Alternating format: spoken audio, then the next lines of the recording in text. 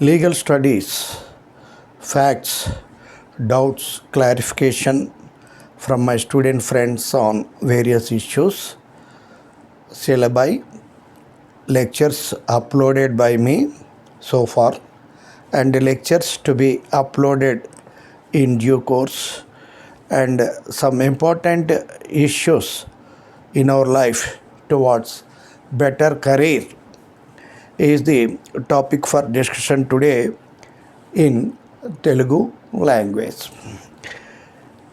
If this lecture is comfortably acknowledged, I will upload this lecture in English in a day or two. Dear friends, I am telling you from the beginning, my general lectures are of more importance and significance when compared to lectures of different subjects for the purpose of your study.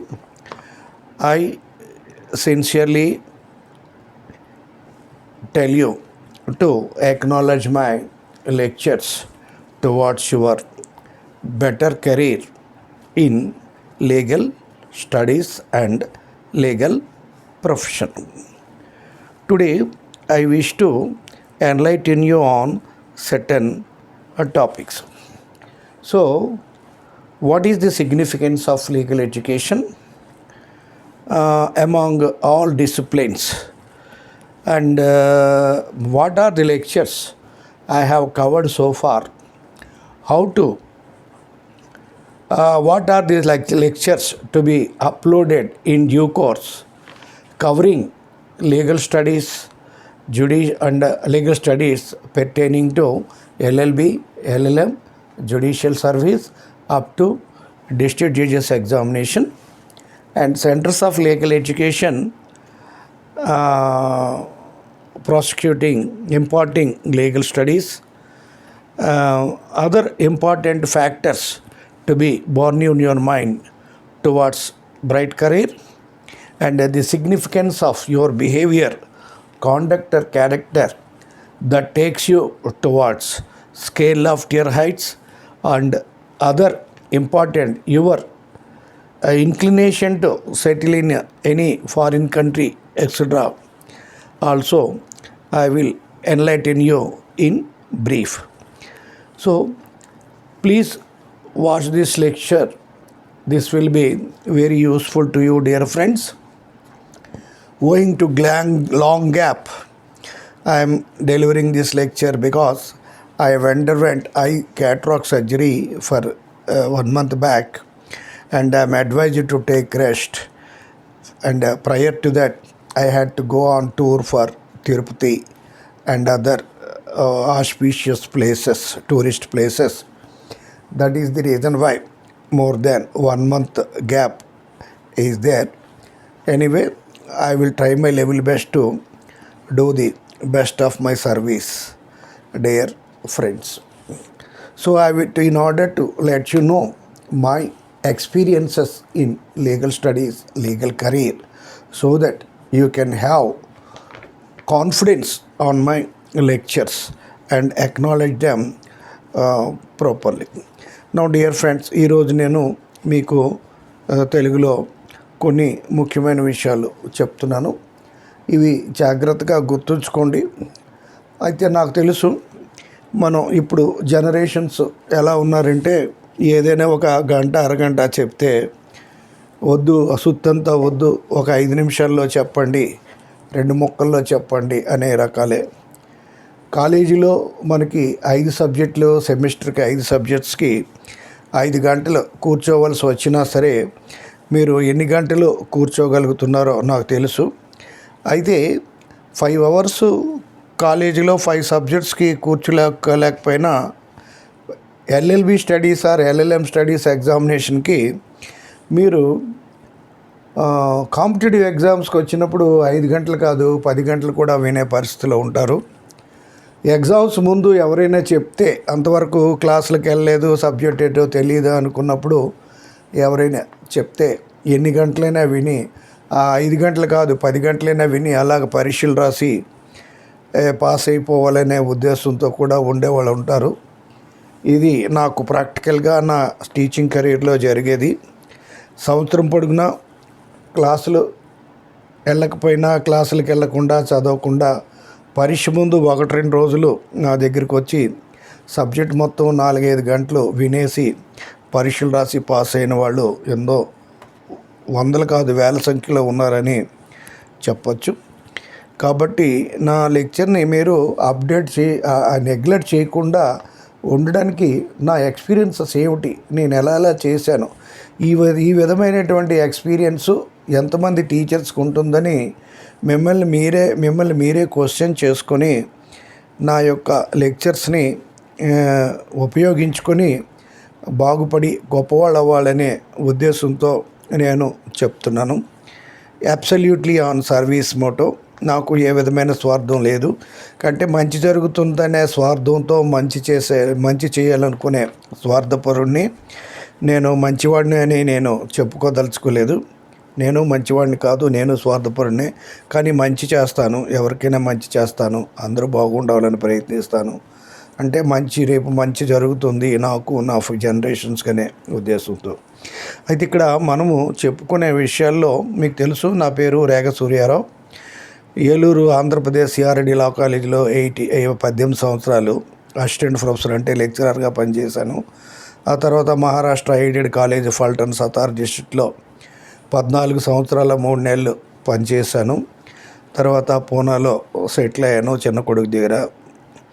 అందుచేత అప్పుడప్పుడు ఆంధ్ర వచ్చినప్పుడు మన విద్యార్థులకి తెలిస్తే వాళ్ళు నన్ను కలిసి నన్ను గౌరవించడం చాలా సంతోషకరంగా ఉంది. I must be grateful to them. ఇంకో విషయం ఏంటంటే ఈరోజుకి 20,500 మంది సబ్స్క్రైబర్స్ ఉన్నారు. అది నేను హిందీలో చెప్పలేకపోయినా ఒక్క ఇంగ్లీష్లో చెప్పి ఈ మధ్యలో తెలుగులో చెప్పడం వల్ల ఈ 20,500 ఉండడం వరకు తీసుకెళ్ళిన మీ అందరికీ నేను హృదయపూర్వకంగా అభినందనలు తెలియజేస్తున్నాను. అంతేకాకుండా మీకు చేసే రిక్వెస్ట్ ఏంటంటే, నా ఛానల్లో ఒక సబ్స్క్రిప్షన్లో చిన్న ప్రత్యేకత ఉంది. ఏమిటంటే అది బిఎల్ స్టడీస్ అయిపోయిన వెంటనే వాళ్ళు అన్సబ్స్క్రైబ్ చేసేస్తున్నారు. అందువల్ల నాకు ఇక్కడ రిపోర్ట్ ఎట్లా వస్తుందంటే ఒకరోజు పెరగడం, ఒకరోజు తగ్గడం ఇలాగా వస్తుంది. ఇలాగ అప్ అండ్ డౌన్ ఉండడం వల్ల 20,500 అలాగా ఉంటే ఫిగర్ ఎక్కువగా ఫ్రీక్వెంట్గా పెరగడం జరగదు. ఎక్కువ సబ్స్క్రైబర్స్ ఉన్నారని చూస్తే మిగతా వాళ్ళకి ఇన్స్పిరేషను, ఎంతమంది సబ్స్క్రైబర్స్ ఉన్నారా, ఈ ఛానల్ మంచిదే, మనం వింటే బాగుంటుంది అనే ఇన్స్పిరేషన్తో వాళ్ళు ఉంటారు. అదొక రీజను. రెండో రీజన్ ఏంటంటే, నన్ను అభిమానించే వాళ్ళు చాలామంది మీలో ఉన్నారు. వాళ్ళు కూడా రేగ సూర్య నన్ను డైరెక్ట్గా మీ టీచర్ కాకపోయినా ఇన్ అబ్సెన్షియా టీచర్గా నన్ను గౌరవించి నన్ను ప్రేమగా గౌరవంగా చూసేవాళ్ళు ఉన్నారు. అటువంటి వాళ్ళకి కూడా నేను లెక్చర్ పెట్టినప్పుడు నోటిఫికేషన్ వస్తే సూర్యారావు గారు బాగానే ఉన్నారు, యాక్టివ్గానే ఉన్నారు అని మీకు ఒక మంచి ఫీలింగు, హ్యాపీనెస్ ఉంటుంది. నాకు ఏంటంటే లైక్ చేయండి, సబ్స్క్రైబ్ చేయండి, అది చేయండి, ఇది చేయండి అని నేను కమర్షియల్గా ఏమి చెప్పను. నాకు అది ఇష్టం ఉండదు. నాకు యూట్యూబ్ ఏంటంటే కేవలం సర్వీస్తోనే. ఉద్యోగాలు ఎంతమంది నా జూనియర్స్ మోస్ట్ నుండి నా సీనియర్ మోస్ట్ టీచర్స్ వరకు రిటైర్మెంట్ తర్వాత జాబ్ చేస్తూ హ్యాండ్సమ్ శాలరీస్ ఎంజాయ్ చేసిన, నేను ఎన్ని అవకాశాలు వచ్చినా ఎక్కడా జాబ్ చేయకుండా మన శేష జీవితం కొంతవరకు సర్వీస్ చేద్దాం. నన్ను నేను క్రెడిట్ పాయింట్స్ కవర్ చేసుకోవాలి. మనం సంపాదించి పిల్లలకి ఇచ్చినంత వరకు చాలు, వాళ్ళు సంపాదిస్తున్నది చాలు. నా క్రెడిట్ పాయింట్లు నాకు నేను కూడబెట్టుకుంటే రేపు వెళ్ళిపోతే ఏమైనా మంచి జరుగుతుందో అనే స్వార్థంతోనే చేయాలనుకుంటున్నాను. అదే విషయంగా చెప్తున్నాం. అట్లీస్ట్ పోస్ట్ రిటైర్మెంట్ అయినా ఇక్కడ మనిషి అనేక మనం 10,000 రూపాయల విత్తనాలు భూమిలో వేస్తే 10 లక్షల పంట వచ్చినట్టుగా మనం ఒక 10,000 రూపాయలకు ఒక మంచి చారిటీకి ఖర్చు పెట్టినట్టయితే మీకు ఖచ్చితంగా అందుకి కొన్ని రెట్లు వస్తుంది. ఇది నాకు జీవితంలో చాలా జరిగింది. చెప్తే సుత్తి గెస్సాను అనుకుంటారు, డబ్బా అనుకుంటారు, కానీ అవకాశం వస్తే నేను చెప్తాను లాస్ట్లో. అది మంచి నా మీద గౌరవం ఉన్నవాళ్ళు, నా మాటల మీద గౌరవం ఉన్నవాళ్ళు వింటారు, లేని వాళ్ళు లాస్ట్లో ఆఫ్ చేసేస్తారు. మనం విద్యార్థుల్లో మనుషులు మనస్తత్వాలు అనేక రకాలుగా ఉంటాయి. కానీ మనం ఎలాగుంటారో తెలియదు. నన్ను నచ్చిన వాళ్ళు ఉంటారు, నన్ను నష్టపడిన వాళ్ళు, ఇష్టపడిన వాళ్ళు ఉంటారు. కాబట్టి అందరూ నన్ను ఇష్టపడతారని నేను ఎప్పుడు అనుకోకూడదు. మీరు కూడా మీరు జీవితంలో అదే విధంగా ఉండండి. ఇక్కడ ఈ లీగల్ మనకి 12th స్టాండర్డ్ అంటే ఇంటర్మీడియట్ అయిన తర్వాత 5 years కోర్సులో చేరేవాళ్ళు ఉంటారు. డిగ్రీ తర్వాత 3 years లా కోర్సులో చేరేవాళ్ళు ఉంటారు. ఏంటంటే ఇక్కడ మనం ఎగ్జామినేషన్ సెంటర్, పరీక్షలు జరిపే సెంటర్ని ఎగ్జామినేషన్ సెంటర్ అనే విధంగా లా కోర్సు జరిపేటువంటి కండక్ట్ చేసేటువంటి ఎడ్యుకేషన్ ఇన్స్టిట్యూషన్స్ని సెంటర్స్ ఆఫ్ లీగల్ ఎడ్యుకేషన్ అంటారు. మన దేశంలో ఈ లీగల్ ఎడ్యుకేషన్ని రెగ్యులేట్ చేసే సంస్థ బార్ కౌన్సిల్ ఆఫ్ ఇండియా. ఆ బార్ కౌన్సిల్ ఆఫ్ ఇండియా యొక్క ముఖ్య ఉద్దేశం ఏంటంటే మన లీగల్ ఎడ్యుకేషన్ కూడా మెడికల్, ఇంజనీరింగ్ లాగా ఒక మంచి ప్రాధాన్యత ఉండాలి. లీగల్ ఎడ్యుకేషన్లో మంచి స్టాండర్డ్స్ ఉండాలి. విద్యార్థుల్లో మంచి స్టాండర్డ్స్ ఉండాలి. ఈ లీగల్ ఎడ్యుకేషన్ని ఇంపార్ట్ చేసే ఇన్స్టిట్యూషన్స్ కూడా చాలా అన్ని విధాల సదుపాయాలతో మంచి ఇన్ఫ్రాస్ట్రక్చర్తో ఉండాలని వాళ్ళు రకరకాల రూల్స్, రెగ్యులేషన్స్ అన్నీ చేసి అప్పుడప్పుడు కాలేజీలను ఇన్స్పెక్ట్ చేయడం జరుగుతుంది. పరిస్థితులు బాగోలేకపోతే వాటిని పర్మిషన్ని క్యాన్సిల్ చేయడం కూడా జరుగుతుంది. అయితే ఈ బార్ కౌన్సిల్ మెంబర్షిప్స్ అనేవి కొంతమంది ఇటు విజిట్ చేసిన కాలేజీలకి విజిట్ చేయడం, లేని కాలేజీకి లేకపోవడం వల్ల అయినప్పటికీ చాలా కాలేజెస్లో, చాలా సెంటర్స్ ఆఫ్ లీగల్ ఎడ్యుకేషన్స్లో ఈ బార్ కౌన్సిల్ నార్మ్స్ని వాళ్ళు ఫాలో అవటం లేదు. అయితే ఇక్కడ మనకి ఏ తల్లిదండ్రులైనా వాళ్ళ పిల్లలు 12th అయిన తర్వాత ఏ మెడికల్, ఇంజనీరింగో, మెడికల్ ఫస్ట్ ప్రిఫరెన్స్లో నేషనల్ ఇన్స్టిట్యూషన్లో మెడికల్ కాలేజీలో కానీ, లేదా అంతగా లీస్ట్ మెడికల్ అనుకుంటే కొత్త రెప్యుటేషన్ లేని ప్రైవేట్ కాలేజీలో డొనేషన్ అయినా ఇచ్చి పేమెంట్ సీట్లను ఇచ్చి చేర్చాలి అనుకుంటారు జనరల్ ప్రస్తుత ట్రెండ్. తర్వాత కొంతమంది పేరెంట్స్ ఏంటంటే స్టార్టింగ్లోనే ఎంపీసీ గ్రూప్తో వచ్చారంటే వాళ్ళు నేషనల్ ఇన్స్టిట్యూషన్లో ఇంజనీరింగ్ రావాలని కోరుకుంటారు. లేనప్పుడు స్టేట్ లెవెల్లోనే కొంచెం మంచి రెప్యూటెడ్ ఇంజనీరింగ్ కాలేజీలో సీట్ రావాలనుకుంటారు. ఇంకా అది లేని వాళ్ళు ఏదో మామూలు కాలేజీలోనైనా ఏదో చిన్న ఇన్ఫ్రాస్ట్రక్చర్ లేని ఇంజనీరింగ్ కాలేజీలో పేమెంట్ సీట్ అయినా చేర్చించాలి అనుకుంటారు.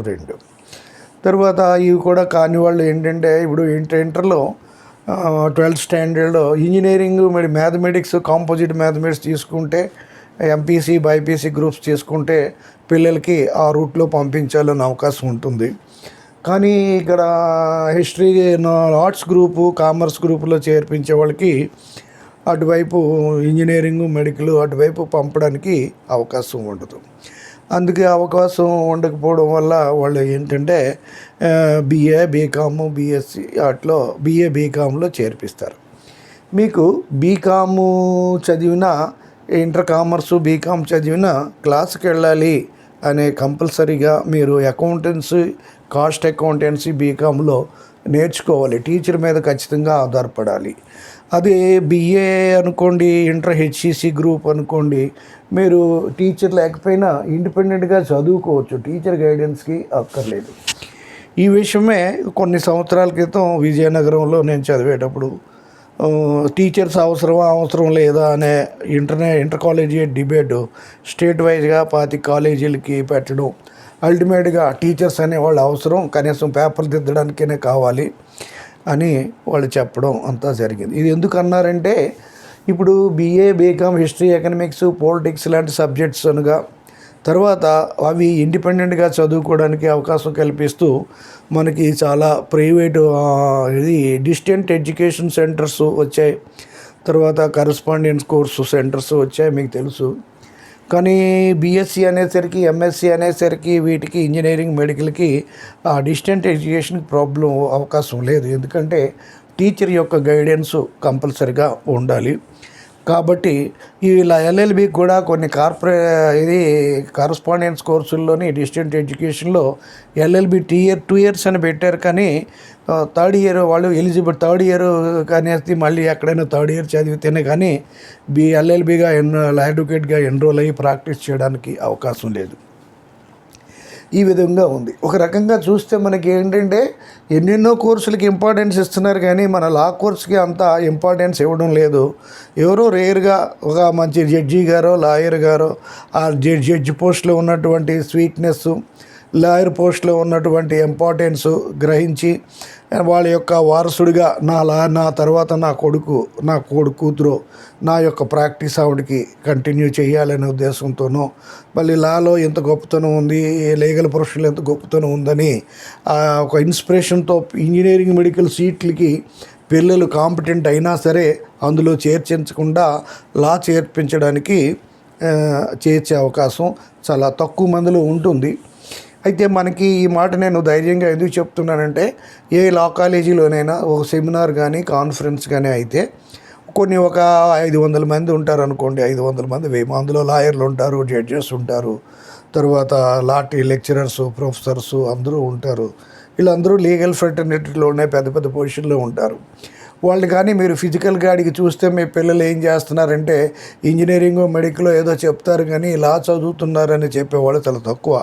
లా ఇప్పుడు చదువుతున్నారని చెప్తుంటే ఏదో నాకు అకాడమిక్గా చాలా బ్యాక్వర్డ్ అయితేనే కొంచెం తగ్గితే అంత ఇంజనీరింగ్ మెడికల్ కంపీట్ చేయలేని, ఇప్పుడు ఇంజనీరింగ్ నేషనల్ ఇన్స్టిట్యూట్స్ అంటే కాన్పూర్ అంటారు, ఐఐటి అంటారు, ఐఐటిలో బెస్ట్ ఇన్స్టిట్యూట్ ఏదంటారు, తర్వాత బిట్స్ పిలానీ అంటారు.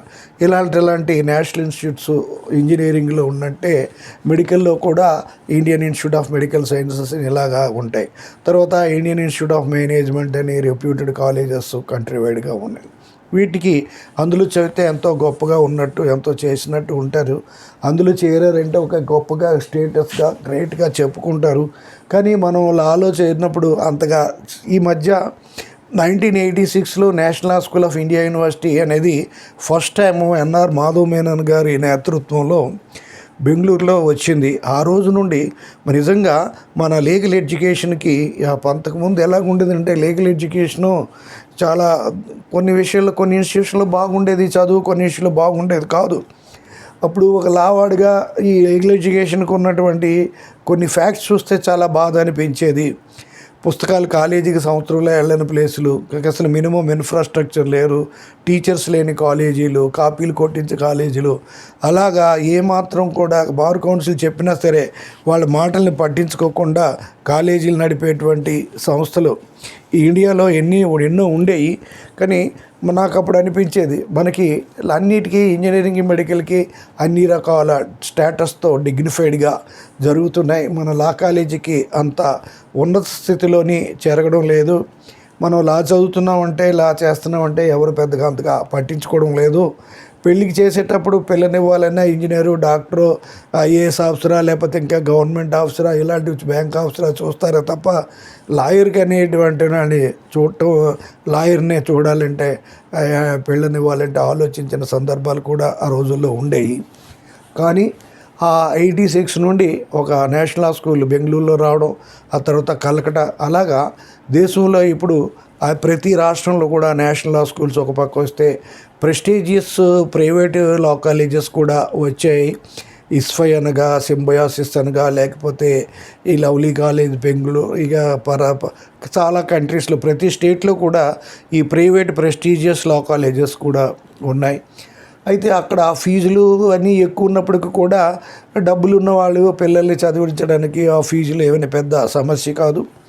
అయితే మీరు ఒకటి అనుకోండి, మనకి ఒక రకంగా ఈ అన్ని కోర్సులకి ఇచ్చినటువంటి ఇంపార్టెన్స్, గౌరవం మన లాకి ఇవ్వలేకపోయినప్పటికి కూడా మనకి కాన్స్టిట్యూషన్ ప్రకారం లా కోర్స్కి, లీగల్ ప్రొఫెషన్కి, లీగల్ స్టడీస్కి, లీగల్ ప్రొఫెషన్కి ఇచ్చినటువంటి సూప్రమసీ, గొప్పతనం, సుప్రీం పొజిషను ప్రపంచంలో, దేశంలోనే కాదు ప్రపంచంలో ఏ ప్రొఫెషన్కి కూడా లేదు అని మనం ధైర్యంగా చెప్పవచ్చు. ఎందుకంటే ఇండియన్ కాన్స్టిట్యూషన్లో ఆ రకమైనటువంటి ప్రావిజన్స్ మన లీగల్ ఎడ్యుకేషన్కి ఉన్నాయి. నిజంగా చెప్పాలంటే ఈ లా చదివిన వాళ్ళు కంపేరిటివ్గా ఇంజనీరింగ్ మెడికల్ ఆ కోర్సెస్ చదివిన వాళ్ళతో కంపేర్ చేస్తే మనం కష్టపడేది చాలా తక్కువ అని నేను ధైర్యంగా చెప్తాను. ఎందుకంటే తప్పు అయితే క్షమించండి. ఏమంటే మనం ఏం చదివినా మనం పుస్తకాలే చదువుతాం, కానీ మెడికల్ ఇంజనీరింగ్ వాళ్ళు చదివేటప్పుడు ఎన్నో కష్టాలు పడి ఎన్నో పనులు చేస్తారు.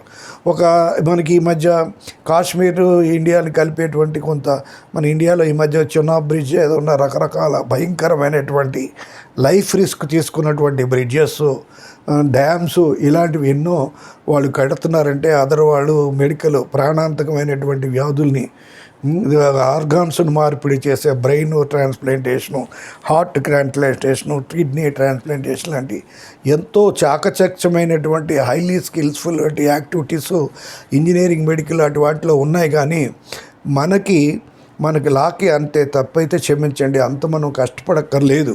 కానీ మనం సబ్జెక్ట్ నేర్చుకొని మంచి లాయర్గాను రేపు ఎల్లుండి మంచి జడ్జిగాను అయ్యి once you become a high court judge me position అంతా కాదు. ఈవెన్ మనం ఈ మధ్య చూసాము, ఒక హైకోర్టు జడ్జి, సుప్రీంకోర్టు జడ్జి ఇప్పటి వరకు దేశ చరిత్రలో కూడా పదవి నుండి తొలగింపబడలేదు, ఇంపీచ్ చేయలేదు. ఎందుకంటే అతని యొక్క ఏ విధమైనటువంటి ఎలిగేషన్స్ ఉన్న, కరప్షన్ కేసెస్ ఉన్న ఏవైనా ఉంటే వాళ్ళ మీద యాక్షన్ తీసుకోవాలంటే పార్లమెంట్లో 2/3 మెజారిటీ అంటారు. ఈలోగా ఎన్నో స్టేజెస్ ఉన్నాయి. ఏ స్టేజ్లోనైనా సరే ఆ జడ్జి గారు రిజైన్ చేసి హ్యాపీగా తప్పించుకొని పోస్ట్ రిటైర్మెంట్ బెనిఫిట్స్ అన్నీ పొందొచ్చు. ఈ మధ్య ఒక హైకోర్టు జడ్జి గారు కానీ, తర్వాత ఢిల్లీ హైకోర్టు జడ్జి, తర్వాత రామస్వామి గారని, దినకర్ గారని, ఇలాగా చాలా మీరు గూగుల్లో చెక్ చేస్తే నెంబర్ ఆఫ్ పీపుల్ ఎవరెవరు ఎలిగేషన్లు బుక్ అయ్యారు ఇవన్నీ మనకు తెలుస్తాయి. కానీ అయినప్పటికి కూడా ఒక హైకోర్టు జడ్జి అయినప్పుడు మీరు సెంట్రల్ గవర్నమెంట్ లెజిస్లేషన్ని, ఎగ్జిక్యూటివ్ యాక్షన్ని తిరస్కరించవచ్చు. ఎస్ఆర్ బొమ్మాయి కేసు చదివితే మీకు ఎన్నో మంచి విషయాలు నేర్చుకోవచ్చు. దేశాధినేతల్ని ఉరి తీసేటువంటి పవర్ కూడా మన లీగల్ ప్రొఫెషన్కి ఇచ్చారు. అయితే ఉరి శిక్ష తీసిపోయే వ్యక్తి ప్రెసిడెంట్ ఆఫ్ ఇండియా ఆఫీస్లో కొంచెం లేట్ అయితే, బెర్సీ పిటిషన్ లేట్ అయితే దాన్ని మళ్ళీ వెనక్కి సుప్రీంకోర్టు తీసుకొచ్చి ఆ డెత్ సెంటెన్స్ని లైఫ్ ఇంప్రిజన్మెంట్కైనా మార్చొచ్చు, లేదా డెత్ సెంటెన్స్ని కన్ఫర్మ్ చేసేటువంటి పవరు, లేదా ఈవెన్ ప్రెసిడెంట్ ఆఫ్ ఇండియా ఆఫీస్ని ఓత్ ఆఫ్ ఆఫీస్ని కండక్ట్ చేసేది. ఇంకా ప్రైమ్ మినిస్టర్ ఉంటారు, వైస్ ప్రెసిడెంట్ ఎంతోమంది ఉన్నా వాళ్ళు కాకుండా వైస్ ప్రెసిడెంట్ ఎంతమంది ఉన్నప్పటికీ కూడా చీఫ్ జస్టిస్ ఆఫ్ ఇండియా ఈ యొక్క ప్రెసిడెంట్ ఆఫ్ ఇండియా ఆ ఓత్ ఆఫ్ ఆఫీస్ని కండక్ట్ చేయడం, ఇలాంటివి చూస్తే ఎన్నో అద్భుతమైనటువంటి పొజిషన్స్, పవర్సు మన లీగల్ ఎడ్యుకేషన్లో ఉన్నాయి. మన లీగల్ ప్రొఫెషన్లో అది మనకి ఎన్ని చెప్పినా మన దేశాధినేతల్ని ఉరి తీసిన కోర్టులు ఉన్నాయి, ఉరి తీయబడినటువంటి దేశాధినేతల్లో ఉన్నారు. అంటే ఏంటంటే మన లీగల్ ఎడ్యుకేషన్కి, లీగల్ ప్రొఫెషన్కి అత్యంత ప్రాధాన్యత, అత్యంత సూప్రమసీ. ఇది సుప్రీం కాన్స్టిట్యూషన్. అన్ని లాస్లో కాన్స్టిట్యూషన్ ఎలాగా సుప్రీం లా ఆఫ్ ది ల్యాండో, అలాగే అన్ని ప్రొఫెషన్లోనూ లా ప్రొఫెషను, లీగల్ ప్రొఫెషన్ అనేది సుప్రీం ప్రొఫెషన్ అనేది కంట్రీ ఇన్ ది వరల్డ్ అని కూడా, ఇన్ ది యూనివర్స్ అని కూడా చెప్పొచ్చు. అటువంటి అద్భుతమైనటువంటి లీగల్ ప్రొఫెషన్లో మనం చదువుకునేడానికి అవకాశం వచ్చింది. ఉన్నదాన్ని బాగా వినియోగించుకొని ఇందులో చాలా గొప్పవాళ్ళం అవుదాము. అంబేద్కర్ లాగో, లేకపోతే ఇంకా ఎంతోమంది మహానుభావులు, సర్దార్ వల్లభాయ్ పటేల్, లాల్ బహదూర్ శాస్త్రి, హేమీలు, అతిరథ మహారాజులు ఎంతలో లా చదివిన గొప్పవాళ్ళే. కాబట్టి మనం ఆ లెవెల్లో కాకపోయినా కొంత లెవెల్లోన మంచి లాయర్గాను, మంచి జడ్జిగాను ఏదో చెయ్యాలి. మనం లాలో సబ్జెక్ట్ని మనం సీరియస్గా తీసుకొని కష్టపడి చదువుదాం. మెడికల్ ఇంజనీరింగ్ అంటే వాళ్ళు ఎంత కష్టపడతారు, ఎంతగా ప్రాక్టికల్స్కి వెళ్తారు, విలేజ్లో సర్వీస్ చేస్తారు, ఎన్నో చేస్తారు. మనం అది చేయలేదు, మనకు అంత అక్కర్లేదు. ఒక రకంగా చెప్పాలంటే నాకు తెలిసిన విద్యలో సంవత్సరం మొత్తం మీద పుస్తకం తీయని వాళ్ళు, నా ఈ పరీక్ష రోజుల్లో నేను సంవత్సరానికి 6 మాసాలు పరీక్షలు జరిగేవి. ఆ 6 మాసాల్లో రెగ్యులర్గా నేను క్లాసులు చెప్పేవాడిని. ఈవినింగ్ పరీక్ష 6 నుండి సాయంకాలం 11, రాత్రి 11 వరకు ఎక్కడ సంవత్సరం అంతా చదువుకుని నెగ్లెక్ట్ చేసి ఆ రోజే చదివి ఆ పరీక్ష అప్పటికప్పుడు ఏదో చదివి పాస్ అయిపోయి పెద్ద లాయర్లు, జడ్జిలు అయినోళ్ళు ఎంతోమంది ఉన్నారని నేను ధైర్యంగా చెప్పగలను. కాబట్టి మన లీగల్ ఎడ్యుకేషన్ని గౌరవించి బాగా చేయండి. అయితే నేను లెక్చర్స్ ఇచ్చినప్పుడు యాక్చువల్గా మిమ్మల్ని ఏదో పబ్లిసిటీకి నా లెక్చర్స్ చదవండి అనకండి. ఎందుకంటే ముఖ్యంగా తెలుగు వాళ్ళకి ముందు తెలుగులో విని తర్వాత ఇంగ్లీష్లో వినేటువంటి అవకాశాన్ని, అదృష్టాన్ని నేను కల్పించాను.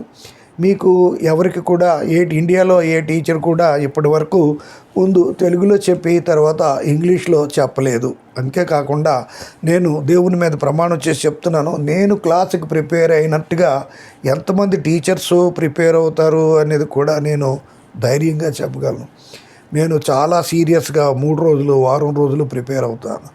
ఒకవేళ నేను ఒక పెద్ద ప్రెస్టీజియస్ ప్రైవేట్ లా స్కూల్ కానీ నేషనల్ లా స్కూల్లో చదివిన, నేను అక్కడ టీచర్గా పనిచేసిన, క్లాస్ ప్రిపేర్ అవ్వడానికి ఇంత అవకాశం ఉండదని ఆల్రెడీ చెప్పాను. ఎందుకంటే అక్కడ ఏదో ఇన్స్టిట్యూట్లో చేరితే రోజుకి 2-3 సబ్జెక్టుల మీద 2-3 క్లాసుల మీద చెప్పాలి, వాటికి ప్రిపేర్ అవ్వాలి.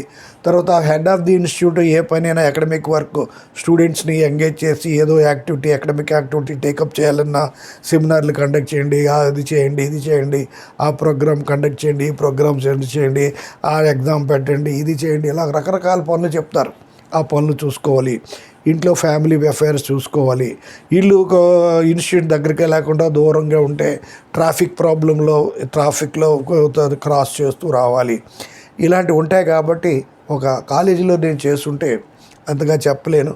కానీ నా యొక్క రిటైర్మెంట్ లైఫ్ అంతా కూడా ఈ లీగల్ ఎడ్యుకేషన్కి నేను డెడికేట్ చేస్తున్నానని దేవుని మీద ప్రమాణం చేసి చెప్తున్నాను. నేనేమి ₹1 కూడా ఇన్కమ్ ఆశించడం లేదు. చాలా కష్టపడి చేస్తున్నాను. ఎందుకంటే నీకు చెప్పాను, నేను I'm not a good man. మనము మంచి చేస్తే మంచి జరుగుతుందని స్వార్థంతో నేను చేస్తున్నాను. మీరు కూడా వీలైనంత వరకు కొంచెం మంచి చేయండి. మీకు తప్పకుండా మీరు చేసేదానికి 10 రెట్లు కాకపోయినా, 5 రెట్లు కాకపోయినా కనీసం 2 రెట్లు డబుల్ వస్తుందని నేను ఖచ్చితంగా చెప్తాను. మీకు కష్టాలు ఉన్నప్పుడు దేవుడు కాపాడుతాడు. దేవుడు అనేసరికి ఒక మాట వచ్చింది. కొంతమందికి దేవుడు ఉన్నాడంటారు, లేదంటారు, పట్టించుకోరు. కానీ దేవుడు ఓవరాల్గా అన్ని రకాలుగా చూస్తే భగవంతుడు ఉన్నాడు. అంటే ఈ భగవంతుడు అంటే వాళ్ళ యొక్క రిలీజియన్ బట్టి డిఫరెంట్ ఫార్మ్స్లో ఉంటారు. అంటే డీసెంట్రలైజేషన్ ఆఫ్ గాడ్. ఒక కమ్యూనిటీ వాళ్ళకి జీసస్ అయితే, ఒక కమ్యూనిటీకి వాళ్ళకి అల్లా అయితే, ఒక కమ్యూనిటీ వాళ్ళకైతే హిందూస్కి రాముడు, కృష్ణుడు, వెంకటేశ్వర స్వామి, ఇలాగ రకరకాలుగా ఉంటారు. ఇంకా కొంతమందికి దేవతలు, కలకత్తా ఏరియా వాళ్ళకి కలకత్తా కాళీ మోస్ట్ పవర్ఫుల్ అంటారు. మహారాష్ట్రకు వస్తే తుల్జా భవానీ పవర్ఫుల్, కోల్హాపూర్ మహాలక్ష్మి పవర్ఫుల్ అంటారు. అలాగే వైష్ణోదేవి ఎక్కడెక్కడ ఏరియాలు అంటారు. అందరూ కూడా ఎక్కడ ఏ దేవుడైనా ఏ దేవత అయినా ఒకటే. కానీ అక్కడ ప్రజల్ని కన్విన్స్ చేయాలంటే అక్కడ ఆ రూపంలో ఉండాలి. నార్త్లోకి వెళ్ళేసరికి ఆహారం గోధుమ రూపంలో రావాలి. సౌత్కి వచ్చేసరికి ఆహారం అన్నం రూపంలో రావాలి. అదైనా ఫుడ్డే ఆకలి తీర్చడానికే, ఇదైనా ఫుడ్డే ఆకలి తీర్చడానికని మనం తెలుసుకోండి. ఏదో రకరకాల సుత్తి చెప్తున్నాను అనుకోకండి. ఇది మన legal education is very greatest అంటే legal profession is the supreme. ఆ ప్రొఫెషన్లో మనం ఉండడానికి మనం గర్వపడి సబ్జెక్ట్ నేర్చుకొని మీ కోర్సుని మీరు గౌరవించి రేపు మంచి లాయర్లుగాను, ఎల్లుండి మంచి జడ్జిలుగాను ఉండండి. ఒకసారి మీరు ఒకసారి మీకు ఆల్రెడీ చెప్పాను. నాకు కొడుకు దగ్గరికి వచ్చి, డాడీ నేను ఐఏఎస్ సెలెక్ట్ అయ్యాను, ఏడీజే సెలెక్ట్ అయ్యాను, ఏది సరిపోతుంది రెండింటికి కూడా 7 years స్టాండింగు, లేదంటే ఒక బిఎల్ పాస్ అయినమంటే సివిల్ జడ్జి అయ్యి 5 ఏళ్ళు అయ్యాకైనా మొత్తానికి బిలో 30 years లోనే ఏడీజే సెలెక్ట్ అవ్వచ్చు, ఐఏఎస్ సెలెక్ట్ అవ్వచ్చు. అదే రిజర్వేషన్ క్యాండిడేట్స్ అయితే ఇంకా ఎక్కువ ఏజ్ లిమిట్ కూడా ఉంటుంది. అప్పుడు నేను ఏడీజేగా సెలెక్ట్ అవ్వమంటాను. ఎందుకంటే ఒకసారి నువ్వు ఖచ్చితంగా హైకోర్టు జడ్జి అవుతావు. హైకోర్టు జడ్జి అయినప్పుడు ఒక హైకోర్టు జడ్జిగా ఎవరినైనా ఐఏఎస్ఎల్ని ఆర్డర్ చేయొచ్చు, కలెక్టర్ని ఆర్డర్ చేయొచ్చు, ఐఏఎస్ అథారిటీస్ని ఆర్డర్ చేయొచ్చు, అడ్మినిస్ట్రేటివ్ అథారిటీని ఆర్డర్ చేయొచ్చు, ఈవెన్ గవర్నమెంట్లకు కూడా ఆర్డర్ చేసే అవకాశం, పవరు ఈ హైకోర్టు జడ్జి నుండి ఉంటుంది. మరి హైకోర్టు జడ్జికి ఉందంటే చీఫ్ జస్టిస్ ఆఫ్ హైకోర్టుకి ఇంకా ఉంటుంది, సుప్రీంకోర్టు జడ్జెస్కి ఇంకా ఉంటుంది, చీఫ్ జస్టిస్ ఆఫ్ సుప్రీంకోర్టుకి ఇంకా ఉంటుంది. వాళ్ళు అపాయింట్ చేయడంలో పెద్ద ప్రొసీజరు, కొలీజియం అని వేరియస్ స్టేజెస్. వాళ్ళని తప్పు చేసి కరప్షన్ చేస్తే రిమూవ్ చేయడానికి కూడా various impeachment, prior to impeachment various stages ఉన్నాయి. ఇంకా అయితే లాస్ట్ స్టేజ్లో కూడా మనకి ఈ మధ్య ఒక వర్మ గారు ఎవరో ఒక అతను రీసెంట్లీ ఇల్లు కగలబడితే నోట్ల కట్టలు కనిపించాయి. ఆయన లాస్ట్ స్టేజ్లో రిజైన్ చేసి తప్పించుకోవడం, తర్వాత అతనికి వన్స్ రిజైన్ చేస్తే పోస్ట్ రిటైర్మెంట్ బెనిఫిట్స్ కూడా వస్తాయి. కాబట్టి ఇన్ని అద్భుతమైనటువంటి అవకాశాలు, ప్రివిలేజెస్ మన జ్యుడిషియరీకి ఉంది. కాబట్టి మీరు మన లీగల్ ఎడ్యుకేషన్లో బాగా చూసుకొని చేయండి. 2 లెక్చర్స్ అంటే ఇప్పుడు అందరూ అంటారు, నేను ఎప్పటికీ 290 లెక్చర్స్ ఇచ్చానండి. నేను రిటైర్ అయిన తర్వాత ముందు ఇంగ్లీష్లోనే లెక్చర్స్ ఉంటాయని ఇంగ్లీష్లో సుమారు 145-150 లెక్చర్స్ ఇంగ్లీష్లోనే ఇచ్చాను. ఫస్ట్ సెమిస్టర్తో స్టార్ట్ చేసి కాంట్రాక్ట్స్, టాట్స్ ఇవన్నీ. ఈ 145 లెక్చర్స్ అయిన తర్వాత కొంతమంది ఫ్రెండ్స్ తెలుగులో కూడా చెప్పండి అన్నారు. తెలుగులో కూడా చెప్పండి అంటే అప్పుడు నేను తెలుగులో కూడా చెప్పడం మొదలుపెట్టాను. తెలుగు లెక్చర్స్ కూడా మంచి రెస్పాన్స్ వచ్చింది. చాలామంది విద్యార్థులు మాకు తెలుగు మీడియము చదివాము, మాకు మీ యొక్క లెక్చర్స్ చాలా ఉపయోగపడుతున్నాయి, మాకు అర్థమయ్యేది కాదు అని అంటూ వాళ్ళు రెస్పాండ్ కూడా చేస్తున్నారు. డియర్ ఫ్రెండ్స్, ఒక విషయం గుర్తుంచుకోండి, మేము తెలుగు మీడియం చదివాము, మాకు తెలుగు తప్ప ఇంగ్లీష్ అర్థం కావడం లేదని ఇప్పుడు అనకండి. ఎందుకంటే మీరు చూడండి, కాన్వెంట్లో చదివినటువంటి 1వ తరగతి 2వ తరగతి పిల్లలు ఇంగ్లీష్ చాలా చక్కగా మాట్లాడుతున్నారు.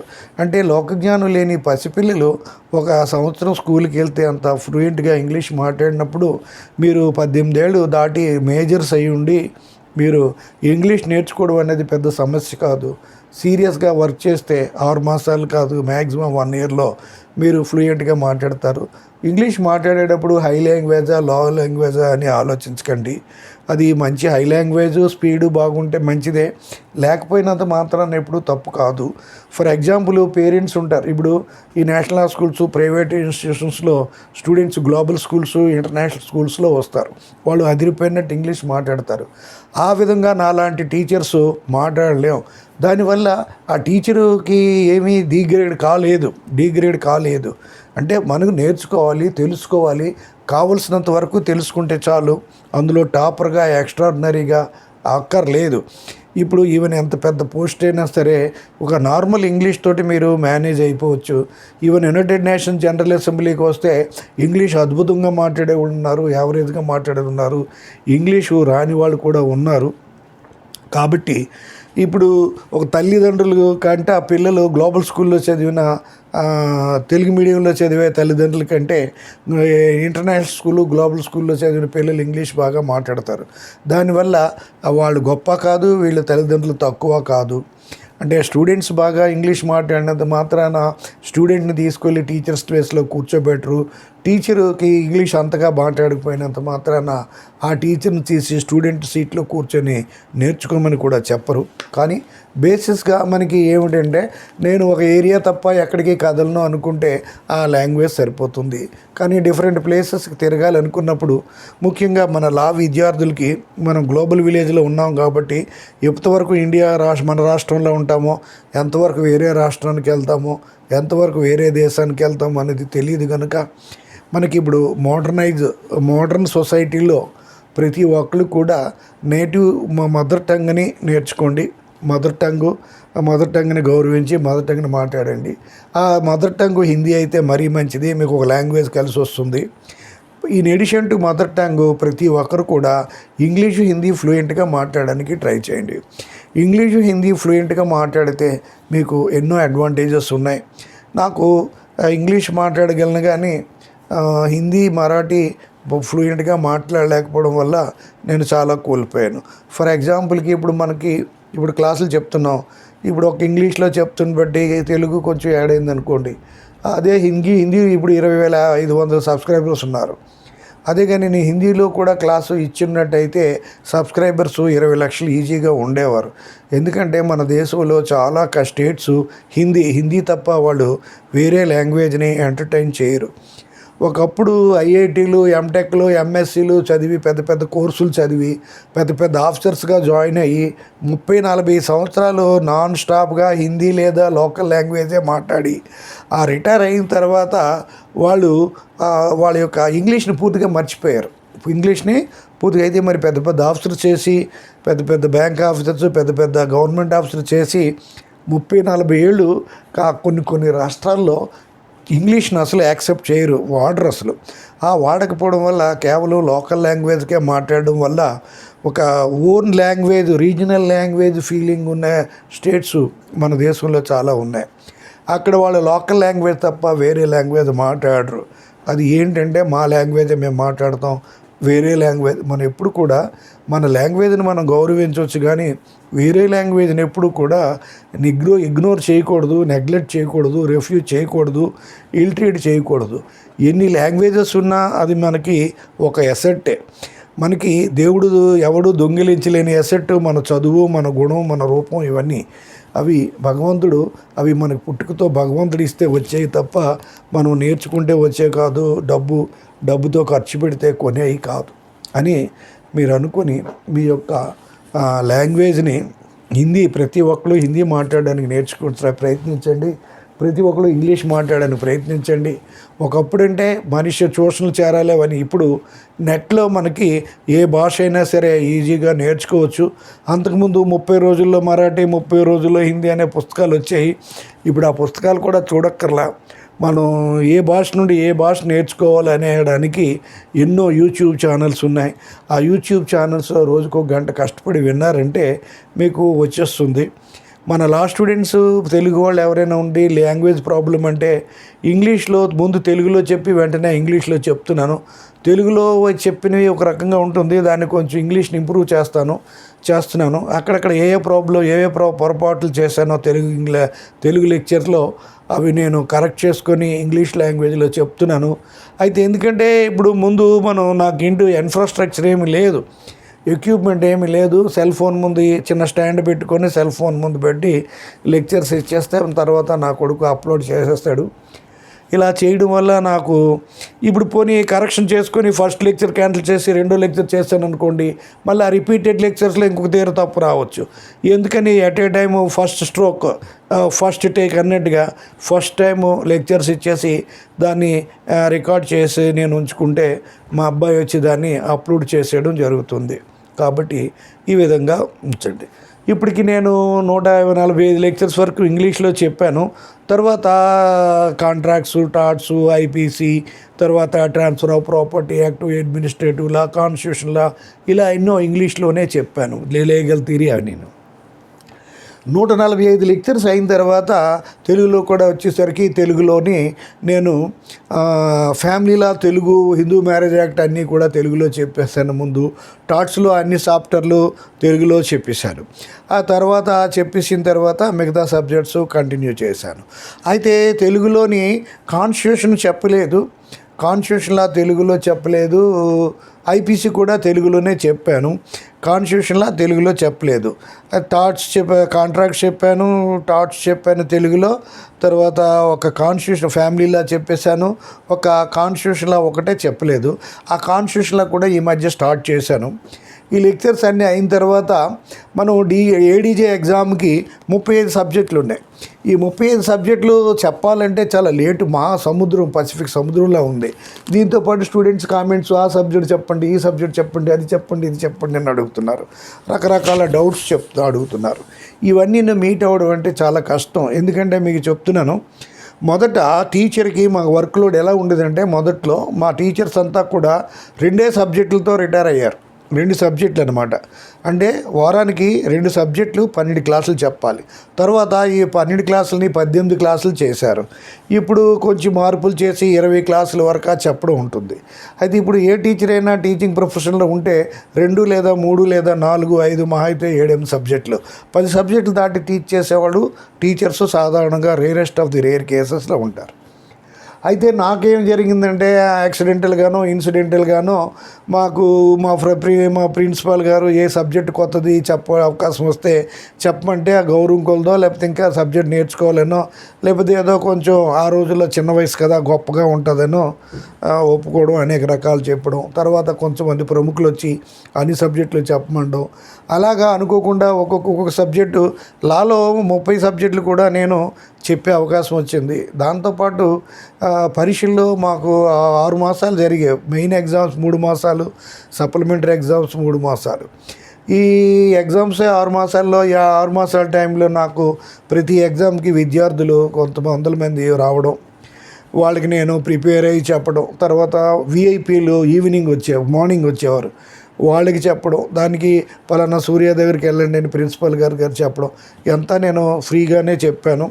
అవన్నీ చెప్పాను కాబట్టి నాకు ఈ నోట్స్లు నా భార్య చదివేటప్పుడు ఆమె ఫ్రెండ్ మాకు నోట్స్లు కూడా మీరే ప్రిపేర్ చేయాలంటే డే అండ్ నైట్ చదివి 25-20 పేజీలు 15 పేజీల్లో నోట్స్ నేను రాయడం, రాత్రి ఒక స్టూడెంట్ ఇప్పుడు leading lawyer in Eluru bar Apparao అతను వెళ్ళి రాత్రి జెరాక్స్ చేసి ఇచ్చి అవి చదివాను కదా అని నేను స్టడీ మెటీరియల్ 24 సబ్జెక్టులో 20 పేజీలు 30 పేజీలు 40 పేజీలు మ్యాక్సిమం 40 పేజెస్లో నేను చేయడం, అవి ఇక్కడ స్టూడెంట్స్కే కాకుండా వేరియస్ ప్లేసెస్ కూడా జెరాక్స్ అతను ఇచ్చే డిస్కౌంట్ వాళ్ళకి ఇచ్చేసి తిరుపతి హైదరాబాద్ తిరుపతి వరకు చేసి హైదరాబాద్ వరకు వెళితే ఏషియా హౌస్ సునీల్ గోపి ఆ ప్రొపరేటరు, మేము సేల్ చేయడం కాదు, మీ నోట్స్లు మేమే పబ్లిష్ చేస్తామని అతను ఒక్కొక్కటి స్టార్ట్ చేసి వీలైనంత తొందరలో అన్ని సబ్జెక్టులని కంట్రీ వైడ్గా ప్రపోర్ట్ చేసి ఈ స్టడీ మెటీరియల్ని ఎక్స్పాండ్ చేసి ఇస్తే అలాగ లాలో 20 సబ్జెక్టుల పైగా అతను చేసి నన్ను బాగా పాపులర్ చేశాడు. అతను కూడా ఫైనాన్షియల్గా కూడా బాగా డెవలప్ అయ్యాడు.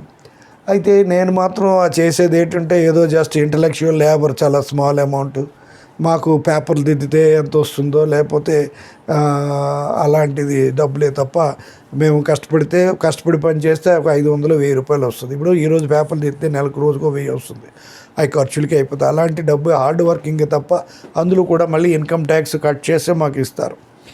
ఇప్పుడు ఎంత కష్టపడి నేను లెక్చర్స్ చెప్తున్నాను, ఈ లెక్చర్ చెప్తే నాకు ఎంత 500 నుండి 1000 రూపీస్ నెలకు చొప్పున సంవత్సరానికి ఒకసారి $100 వస్తుంది. అందులో మళ్ళీ వీళ్ళు 10% ఇన్కమ్ ట్యాక్స్ కట్ అయిపోద్ది. యూట్యూబ్ ఇన్కమ్ ట్యాక్స్ రిటర్న్స్ అప్పుడు 20% కట్ అవుతుంది.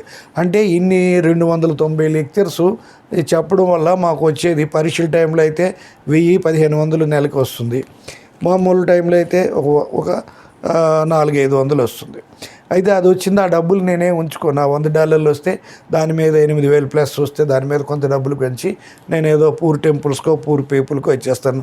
అవి ఇచ్చేది 8000-10,000 ఏనికి పని కదా, ఇప్పుడు 50,000 లక్షలు ఇవ్వాల్సి వస్తుంది, ఇస్తే కానీ వర్కౌట్ అవ్వదు. కాబట్టి నేను యూట్యూబ్లో వచ్చేది ₹1 కూడా ముట్టుకోనని మీకు ఈ సభాముఖంగా చెప్తున్నాను.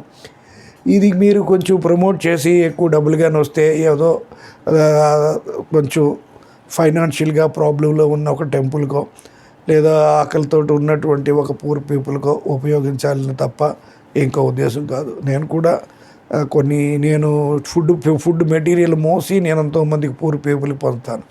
నేను అది గొప్పగా చెప్పడం కాదు, మనం ఏంటంటే మనం ఏదో చేయాలి, సర్వీస్ చేయాలి. మానవ సేవే మాధవ సేవ అన్నారు. అది మనం చేస్తే ఈ కొడుకు కోటి, ఈ కొడుకు 10 లక్షలు, ఆ కొడుకు 10 ఇస్తే నాకు ఒక్క క్రెడిట్ పాయింట్ కూడా జరగదు. అదే ₹1,00,000 అటు ఇంకొక ₹1,00,000 ఇటు దాన ధర్మాలు చేస్తే 2 పాయింట్లు క్రెడిట్ అవుతాయి. జైలు శిక్ష అనిపించేవాడికి సత్ప్రవర్తన ఉంటే క్రెడిట్ పాయింట్లు వస్తాయి. దానివల్ల నువ్వు 10 రోజుల ముందు రిలీజ్ అవుతావు, నెల రోజుల ముందు రిలీజ్ అవుతావు అంటారు.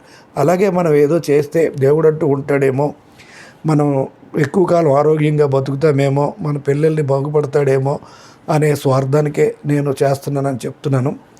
అంటే నేను ఎంత గొప్పవాడిని ఏమీ మహానుభావుడిని ఏం కాదు, నేను స్వార్థపడినే. నాకున్న డబ్బులు మిగిలితే నా పిల్లలకి ఇస్తాను, ఎక్కువ మిగిలిన అందులో కొంత అందరికీ ఇస్తాను, అంతకు మించి మనం చెయ్యం.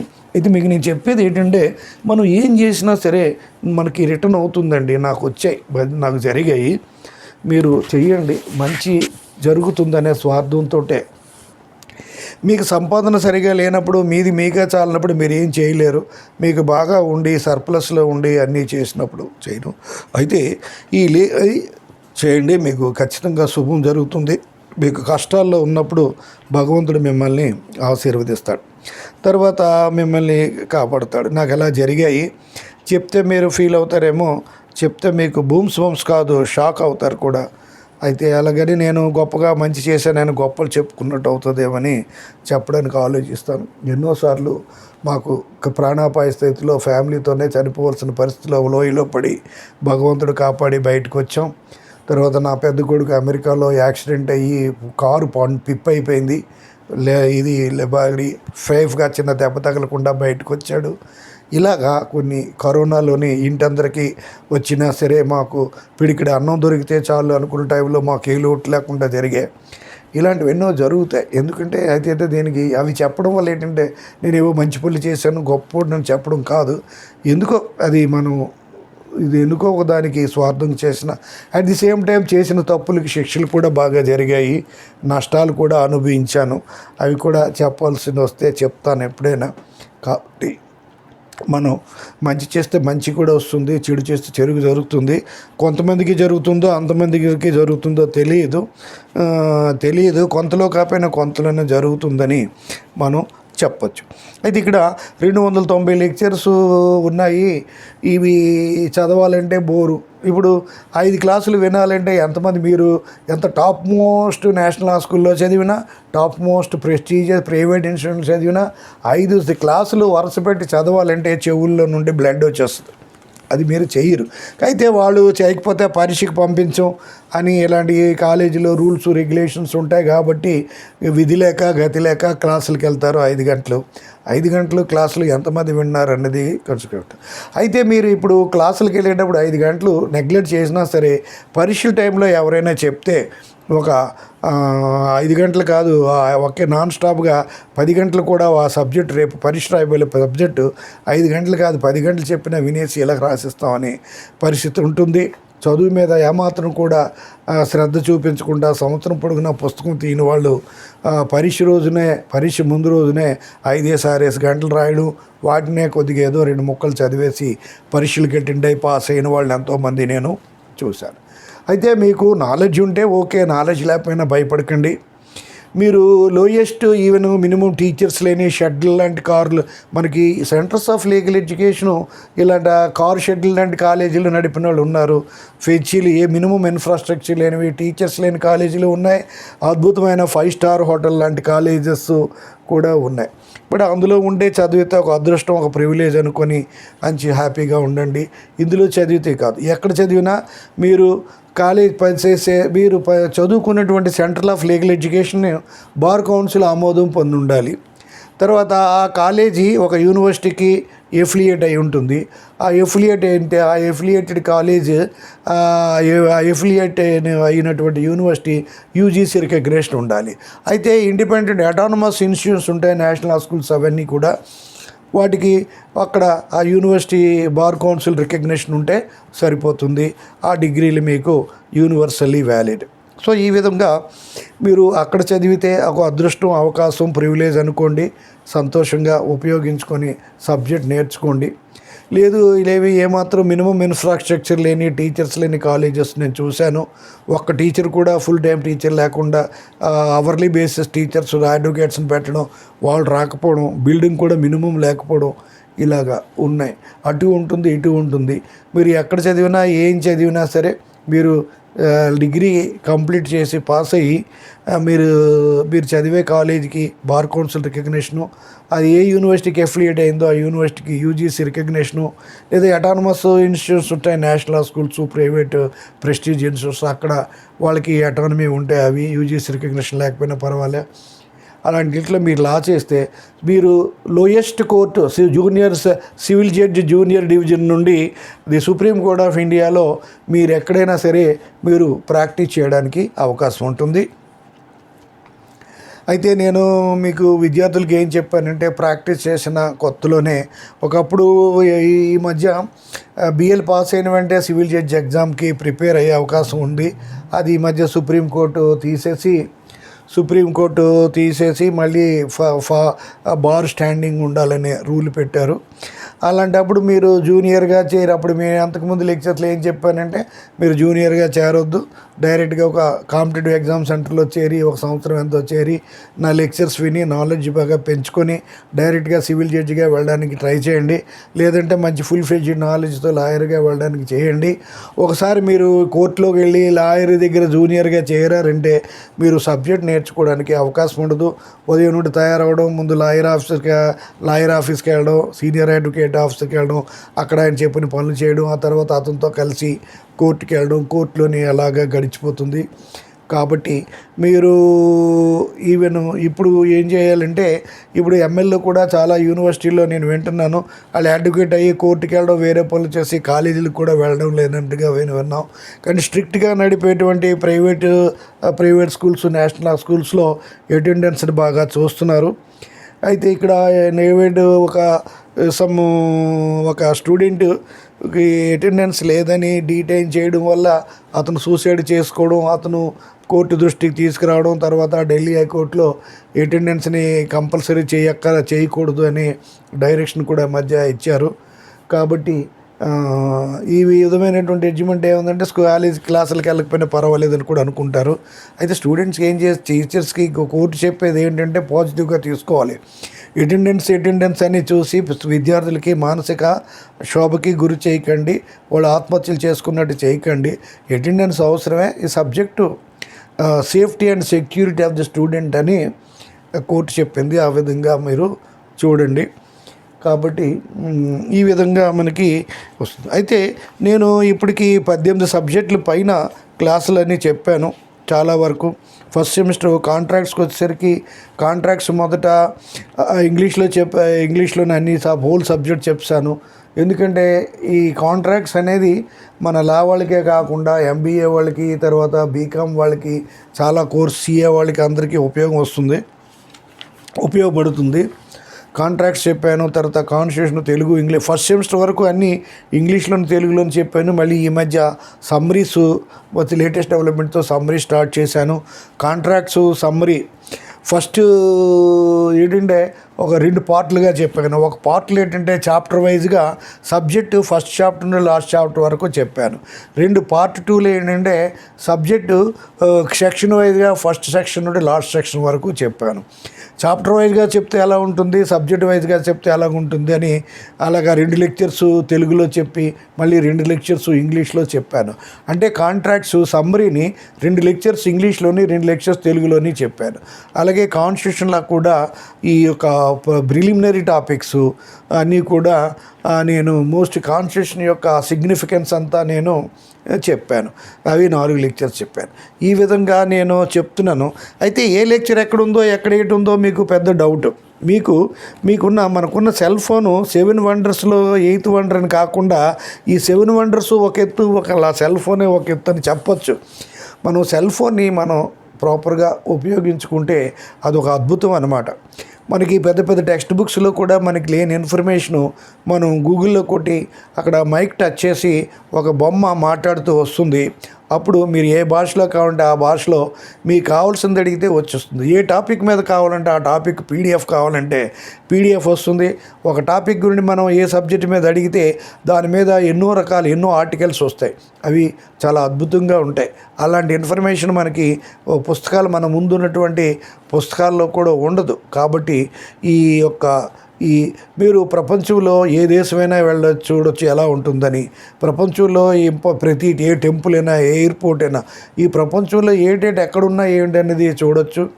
నేను రిటైర్డ్ పీపుల్కి, టైం ఉన్న పీపుల్కి ఏం చెప్తానంటే, మీరు ఎవరికైనా మీరు ఒక దగ్గరికి వెళ్ళేటప్పుడు ముందు యూట్యూబ్లోని, గూగుల్లోని కొట్టి మీరు అడిగితే చూడండి, కాశీ వెళ్ళాలనుకుంటారు, మీకు తెలియదు. మనకి తెలుగు వాళ్ళే యూట్యూబ్ చూస్తే బోల్డ్ అని వీడియోస్ వస్తాయి. అక్కడికి వెళ్తే ఎక్కడికి వెళ్ళాలి, ఎక్కడికి వెళ్ళకూడదు, ఏం చేయాలి, ఏం చేయకూడదు తెలుస్తుంది. అలాగే ఏ ప్లేస్కి వెళ్ళినా సరే, తిరుపతి వెళ్ళాలన్నా, ఎక్కడికి వెళ్ళాలన్నా, ఏ సైట్ సీయింగ్ టూరిస్ట్ ప్లేస్కి వెళ్ళాలన్నా వెళ్ళే ముందు మనం ఎవరికైనా అక్కడికి వెళ్తే అందులో ప్లస్లు మైనస్లు వాళ్ళు చెప్తారు. ఇప్పుడు వాళ్ళకి అడగక్కర్లే, మనకి 10 రకాల వీడియోస్ వస్తాయి, అవి చూసి మనం వెళ్ళొచ్చు. నేను అమెరికాలో ఉన్నప్పుడు లాస్ వేగాస్కి ఒక 4 రోజులు వెళ్ళాం. ఆయనకి వెళ్ళడం ఒక లక్షల కొలది ఖర్చు అయింది. కానీ నేను అంతకుముందు వెళ్ళే ముందు ఒక టీవీలో వీడియో చూశాను, 3 గంటల వీడియోస్. అయితే అక్కడికి మనం అందులో ఒక 10% కూడా చూడలేదు 4 రోజులుండి. ఎందుకంటే మీరు టూరిస్ట్ బస్సులో వెళ్ళారనుకోండి, ఇక్కడ మన ఇండియాలో అక్కడికి వెళ్ళి సమయంగా వెళ్ళాలన్నా 3 కిలోమీటర్ల పొడుగున నడవాలి. అని అవకాశం ఉండదు, టైం సరిపోదు. సగం చూడగానే ఆ టూరిస్టు బస్సు అతను ట్రైన్ అతను ఎవడో కేర్ టేకరు టైం అవుతుంది పదండి అని వెనక్కి లాగేస్తాడు. సో ఇక్కడ ఒక షాప్కి చేసినా సరే మధ్యలో రమ్మండి అని వస్తారు. ఫర్ ఎగ్జాంపుల్ మనం బస్సు ట్రావెల్ ట్రేసి భోజనం ఆగినప్పుడు మనం ఒక పొరపాటున లేట్ అయితే బస్సు టైం అయిపోతుంది బయలుదేరండి అంటే భోజనం ముగించకుండా లాస్ట్లో చేయి కడుక్కొని వచ్చి వెళ్ళిపోయినట్టుగా మనకుంటుంది. కాబట్టి మీరు మనకి సెల్ ఫోన్లో 7 వండర్స్ చూడొచ్చు, అద్భుతమైన టెంపుల్స్ అన్నీ చూడొచ్చు, అన్నీ చూడొచ్చు. కానీ మనం నిజంగా అక్కడికి వెళ్తే మనం అంత చూడలేం. అటువంటి అద్భుతాలు ఉన్నాయి. ఏ భాష నుండి ఏ భాషకైనా ట్రాన్స్లేషన్ చూడొచ్చు. మీకు ఇది కాదు అది కాదు ఏది కావాలంటే అది, ఏ భాషలో అది కావాలంటే మీరు సెల్ ఫోను ఆ మైక్ టచ్ చేసి గూగుల్లో యూట్యూబ్ పెడితే మీకు వస్తుంది. అటువంటి అద్భుతమైనది చూసి, అంతేకాకుండా హీరోతో పోతుంది, ఈ హీరోయిన్తో పోతున్నాడు, ఆడితో పోతున్నాడు, ఈడితో పోతున్నాడు, ఆడి అని పనికిమాలిన వీడియోస్ అంతా ఎదవలో ఎన్నో వేస్తుంటారు. వ్యూస్ కోసం అనకూడదు, వాళ్ళ కడుపు భక్తి కోసం వాళ్ళు వేసుకుంటారు. అలాంటివన్నీ అవి ఇంట్రెస్ట్ ఉన్నవాళ్ళు చూస్తారు. కానీ అలాంటివి మీరు చూడకుండా మంచిని చూసి మంచివి నేర్చుకోండి. మీరు బుక్స్ చదివినప్పుడు కూడా మీకు తెలియని పాయింట్స్ పలానది ఈ బుక్లో ఆ బుక్లో ఎక్కడ కనపడలేదంటే యూట్యూబ్ మైక్ నొక్కి గూగుల్ మైక్ నొక్కి ఆ బొమ్మ రాగానే అడగంది టైప్ చేయవలసినంత అవసరం కూడా లేదు. మనం మాట్లాడితే చాలు వచ్చేస్తుంది. అసలు యాక్చువల్గా నాకు సెల్ ఫోన్లో ఎన్నో ఫిగర్స్ ఉంటాయి, అన్నీ వాడు కూడా నాకేం తెలియదు. వాట్సాప్ చేయడం తెలుసు, SMS, వాట్సాప్, టాకింగ్, వీడియో కాలు అంతవరకే తెలుసు. నాకు ఇంకా అంతేం తెలియదు. కానీ నాకు ఏ సబ్జెక్ట్ ఏది కావాలంటే అది ఆ మైక్ను అడుగుతాను తెలుసు. ఇంతకు మించి ఫేస్బుక్, ట్విట్టర్ ఏవేవో రకరకాలు ఉన్నాయి, అవేమి కూడా తెలియదు. పిల్లలు మీకు అన్నీ కూడా తెలుసు, వాటిని ఉపయోగించుకోండి. ఇంకొకటి, ఇప్పుడు జనరేషన్స్ అంతా కూడా 24 గంటలు సెల్ ఫోన్స్కే కన్ఫైన్ అయిపోతున్నారు. అది మంచిది కాదు. సెల్ ఫోన్స్కి ఎంతవరకు ఎడిక్ట్ అయిపోతున్నారంటే సెల్ ఫోను హార్ట్ టు బ్రెయిన్తో సమానం అయిపోయింది. మనం ఎక్కడికైనా బయలుదేరినప్పుడు ఇంట్లో సెల్ ఫోన్ మర్చిపోయామంటే 10 కిలోమీటర్లు ఇక్కడికి వెళ్ళిపోయినా సరే మధ్యలోని ఇంటికి వచ్చి సెల్ ఫోన్ తీసుకెళ్తే కానీ మనకి ఏంటి తెలియదు, ఫోన్ నెంబర్లు తెలియవు, ఇన్ఫర్మేషన్ తెలీదు, కాంటాక్ట్స్ తెలియదు. అంతగా ఎడిక్ట్ అయిపోయారు. అంతగా ఎడిక్ట్ అవ్వకండి. ఎక్కువగా ఫ్రీ కదా అని ఎక్కువగా మాట్లాడకండి. ఇది ఒకప్పుడు అమెరికాలోని ఎక్కడో ఉండేటప్పుడు ఫోన్లు చేయాలంటే పిల్లలు చేయాలంటే 50,000 40,000 ఫోన్ బిల్లులు అయ్యేవి. ఇప్పుడు 50 పైసలు కూడా ఖర్చు లేకుండా ఏదో మాట్లాడకపోయినా రెగ్యులర్గా నెలకో 6 మాసాలకో సంవత్సరానికో ఛార్జింగ్ చేసేస్తే తప్ప మనం ఎంత మాట్లాడినా మనకి ఫ్రీగానే ఉంటుంది వీడియో కాల్స్, లోకల్ కాల్స్. కాబట్టి ఇప్పుడు ఒక రకంగా వాని అవసరమైన వీటికి ఉపయోగించుకోండి. అయితే మీకు ఇన్ని 290 లెక్చర్స్ ఒక సూర్యారావు గారు వేరియస్ లెక్చర్స్ ఉన్నాయి. ఏది ఎలా వెతుక్కోవడమో కష్టమో అని వింటే నేను మా స్టూడెంట్స్ చెప్పాను, వాటిని ప్లేలిస్ట్లో పెట్టండి, ఒక సబ్జెక్ట్ వైజ్గా పెడితే వేరే వాళ్ళకి ఉపయోగిస్తుంటారు. మీకు ఏ సబ్జెక్ట్ కావాలో, ఏ చాప్టర్ కావాలో మీరు ఏం చేస్తారంటే, నా లెక్చర్ కావాలంటే రేగా సూర్యారావు యూట్యూబ్ మైకో లేకపోతే గూగుల్ మైకో నొక్కండి. మొక్కితే ఒక మాట్లాడుతూ బొమ్మ కనిపిస్తుంది. ఆ బొమ్మ కనిపిస్తుండగా నోరు కదుపుతున్నట్టుగా అప్పుడు Rekha Suryarao video lectures contracts 1 summary అంటే వచ్చేస్తుంది. Rekha Suryarao video lecture jurisprudence sources of law అని ఇన్ ఇంగ్లీష్ అనంటే ఇన్ తెలుగు అంటే తెలుగు అడగండి, మీకు వచ్చేస్తాయి. అయితే నా లెక్చర్ మీరు అడిగే సబ్జెక్టు లెక్చరు నేను అప్లోడ్ చేయకపోయినా వేరే లెక్చర్స్ వేరే టీచర్స్ అప్లోడ్ చేసినవి కూడా వస్తాయి. అంతేకాకుండా మీరు ఆథర్ పేరు ఏమీ చెప్పకుండా ఒక సబ్జెక్టు పేరు, ఒక చాప్టర్ పేరు ఆ గూగుల్కి అడిగి వీడియో లెక్చర్స్ అంటే మీకు ఆ పర్టికులర్ చాప్టర్ మీద, సబ్జెక్ట్లో చాప్టర్ మీద మీకు వీడియోస్ పెట్టినటువంటి టీచర్స్వి ఎన్ని ఉంటే అన్నీ వస్తాయి. మీరు ఈజీగా ఆ వీడియో లెక్చర్స్ని వినొచ్చు. ఒక అరగంట వినేది మనం పేపర్లో రాయాలంటే 2-3 గంటలు అవుతుంది. కాబట్టి వింటే చాలా తక్కువ టైంలో అవుతుంది. ఫర్ ఎగ్జాంపుల్ వార్తలు మనం వింటున్నాం, అరగంట వార్తలు, ఈటీవీ వార్తలు ఏవో, అరగంట వాళ్ళ అడ్వర్టైజ్మెంట్కి ఒక 5-10 నిమిషాలు తీసినా 20 నిమిషాలు వార్తలు. వాళ్ళు చెప్పే మ్యాటరే కానీ మనం ఒక స్క్రిప్ట్ కానీ రాసి మనం చదివితే కనీసం 3 గంటలు పడుతుంది. కాబట్టి వినేది చాలా షార్టెస్ట్ టైంలో ఎక్కువ ఇన్ఫర్మేషన్ మీకు వస్తుందని తెలుసుకోండి. ఇది మీకు ఇక్కడ కాబట్టి ఆ లెక్చర్ చెప్పండి, ఈ లెక్చర్ చెప్పండి అనేకంట మీకు ఏ లెక్చర్ కావాలంటే ఆ లెక్చరు యూట్యూబ్ మైక్ కానీ యూట్యూబ్ లైక్ కానీ చెప్పి, మీకు నా లెక్చర్ కావాలంటే ముందు Rekha Suryarao video lectures, contracts 1, discharge of contract, లేకపోతే Rekha Suryarao video lectures, administrative law, doctrine of separation of power అని అడగండి, వచ్చేస్తుంది. ఇలాగా ఏదంటే అది మీరు నా పేరు చెప్పి, ఆ సబ్జెక్ట్ పేరు చెప్పి, టాపిక్ పేరు చెప్తే మీకు ఆ లెక్చరు వెంటనే మీకు ఫిగర్స్ వస్తాయి, ఆ వీడియో క్లిప్స్ వస్తాయి. నేను కానీ అప్లోడ్ చేయకపోతే వేరే అదర్ వస్తాయి. ఇప్పుడు నేను చేసిన నా యొక్క వీడియోస్తో పాటు వేరే అదర్స్ వీడియోస్ కూడా వస్తాయి. అదే చాప్టర్ మీద అంటే ఇంగ్లీష్లో చెప్పేది, తెలుగులో చెప్పేది, లేదా ఇంకా వేరే ఒకటికి రిపీటెడ్గా చెప్పేది కూడా వస్తుంది. నేను క్రిమినల్ లాలో బోత్ ఇంగ్లీషు, తెలుగు అన్నీ చెప్పాను సమ్మరీతో పాటు. ఇప్పుడు అది బిఎన్ఎస్ మారిపోయింది. 3 క్రిమినల్ లాస్ని మనము అప్పటికిప్పటికీ చాలా సబ్స్టాన్షియల్గా పెద్ద చేంజెస్ లేవు, ఎందుకంటే కొన్ని మార్చడానికి అవకాశం లేదు. ప్రిన్సిపల్స్ చాలా మారు.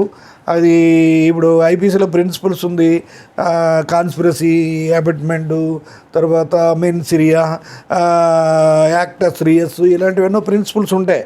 Kinds of punishment, theories of punishment, ఇలాంటివన్నీ కూడా అవి అవి ఫర్ ఎవర్ ఉంటాయి. కానీ కొన్ని ఐపీసీకి వచ్చేసరికి మీకు ఈ సెక్సువల్ అఫెన్సెస్లోని ఎక్కువగా చేంజెస్, రేప్కి సంబంధించి, కిడ్నాప్కి సంబంధించి, రేప్కి సంబంధించి, సెక్సువల్ అఫెన్సెస్ సంబంధించి ఎక్కువగా డెవలప్మెంట్స్ వస్తాయి. చాలా విషయాల్లో కూడా మార్పులు తక్కువ, డౌరీ డెత్స్ వీటికి వస్తాయి తప్ప ఇంకా మీకు ఓవరాల్గా ఇప్పుడు సబ్జెక్టు ఓవరాల్గా ఒకలాగే ఉంటుంది. వాటి గురించి నేను చెప్తాను. ఇప్పటికి 3 క్రిమినల్ లాస్లో ఈ ఎవిడెన్సు మొత్తం ఓల్డ్ ఇండియన్ ఎవిడెన్స్ యాక్ట్ ప్రకారం అన్ని చాప్టర్స్ ఆల్మోస్ట్ చెప్పాను. తర్వాత ఈ యొక్క భారతీయ సాక్ష్య అధినియం ప్రకారం ఆల్మోస్ట్ అన్నీ చెప్పాను.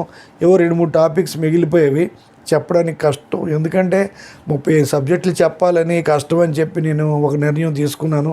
18 సబ్జెక్టులు అయినాయి, ఇంకో 17 సబ్జెక్టులు అయినాయి, చెప్పాలి, ఎప్పుడు చెప్తాను.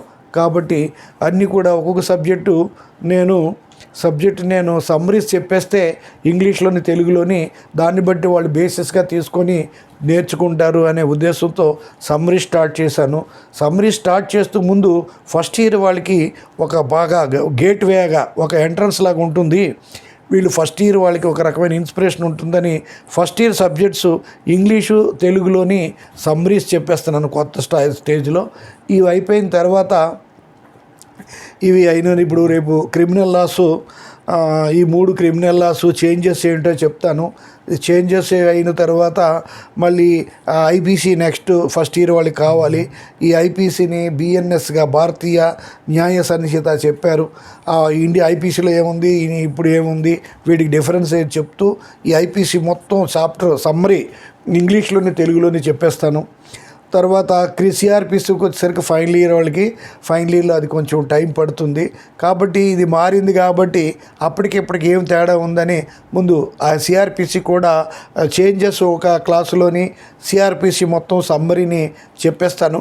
ఆ సమ్మరీసు 2 గంటలు దాటాక నాకు ఎనర్జీ తగ్గిపోతుంది. నాకు ఇప్పుడు 4-5 గంటలు కూడా చెప్పే ఎనర్జీ కానీ ఉంటే 3-4 గంటలని చెప్తాను. చెప్తే మీరు ఇంత లెక్చర్స్ సుత్తి శానం అనుకోకుండా డౌన్లోడ్ చేసుకోండి. మీకు ఎప్పుడు ఒప్పుకుంటప్పుడు 10 నిమిషాలు వింటే 10 నిమిషాలు, అరగంట అంటే అరగంట, గంట అంటే గంట వినండి. అంతేకాని ఇప్పుడు నేను ఒక లెక్చర్ని కొంచెం చెప్పినట్టయితే, ఎందుకంటే ఇప్పుడు లాలో 30 సబ్జెక్టులు కాకుండా ఇప్పుడు సివిల్ జడ్జెస్ అని వచ్చేసరికి 30 సబ్జెక్టులు అయ్యేవి. ఇప్పుడు డొమెస్టిక్ వైలెన్స్, స్పెసిఫిక్ ఇలాంటి బోర్డు అని చెప్పాలి, బోర్డు అంటే ఇవన్నీ చెప్పాలనుకుంటే మనకి నాకు దేవుడు ఇంకా అన్నాడు ఉంచే అవకాశం కూడా లేదు. కాబట్టి నేను బతికున్నప్పుడే, ఆరోగ్యంగా ఉన్నప్పుడే వీలైనంత ముందుగా చెప్పేయాలి. సబ్జెక్ట్ అనుకుంటే ఒక 2-3 సబ్జెక్టులు అయ్యాక నేను అవుట్ అయిపోవచ్చు, ఆరోగ్యం రీత్యా కానీ లేకపోతే ఇంకా అదర్వైజ్ కానీ. కాబట్టి అన్నిటికి కూడా ముందు సర్వీస్ ఇచ్చేద్దాం, సమ్మరీస్ చెప్పేద్దాం. సమ్మరీస్ చెప్పిన తర్వాత ఇంకా దేవుడు ఆరోగ్యం, ఆయుష్ ఇస్తే ఒక్కొక్కటి చెప్దాం అనేది నా కోరిక. అయితే నేను కొన్ని అవాంతరాలు రావడం వల్ల 4 రోజులు నేను క్లాస్ చెప్పలేకపోయాను. ఎందుకంటే ఆంధ్ర, తిరుమల అవన్నీ వెళ్ళడం, ఆ తర్వాత కొద్దిగా ఆరోగ్యరీత్యా వెంట్రలో కొంత గొంతు పని చేయకపోవడం, జలుబు దగ్గులు అప్పుడప్పుడు రావడం ఏంటంటే క్లాస్ చెప్పేటప్పుడు మాటికి దగ్గడం, తుమ్మడం బాగుందని కొన్నాళ్ళు క్లాస్ చెప్పాను. ఇప్పుడు నాకు మాత్రం రోజుకి ఒక రోజు క్లాస్ అయినా చెప్పగలను, 2 రోజులు 3 రోజులు. కానీ మీరు వినిపించుకోవడం లేదు. మీరు చూడకపోతే ఏంటంటే మనం చెప్పిన లెక్చర్స్కి ఒక 500-1000 లెక్చర్స్ వస్తే మనం వెంటనే క్లాస్ చెప్తే బాగుంటుంది. మీరు అసలు వినిపించుకోకుండా, చెప్పకుండా, వినకుండా ఉంటే నేను ఎంత కష్టం వృధా అవుతుందని ఒక డిసప్పాయింట్మెంట్ అనమాట. అయితే ఒకటి మాత్రం ధైర్యంగా చెప్పగలను, ఇంత కష్టపడి నాకంటే బాగా చెప్పేవాళ్ళు ఎంతమంది అయినా ఉండొచ్చు. అన్ని సబ్జెక్టులు ఒకేలాగా అంత కష్టపడి చదివేవాళ్ళు. నేను పుస్తకం రాసినా నేను కష్టపడినంతగా పుస్తకం ఎవరైనా ఆధారు ఉన్నారంటే డౌటు.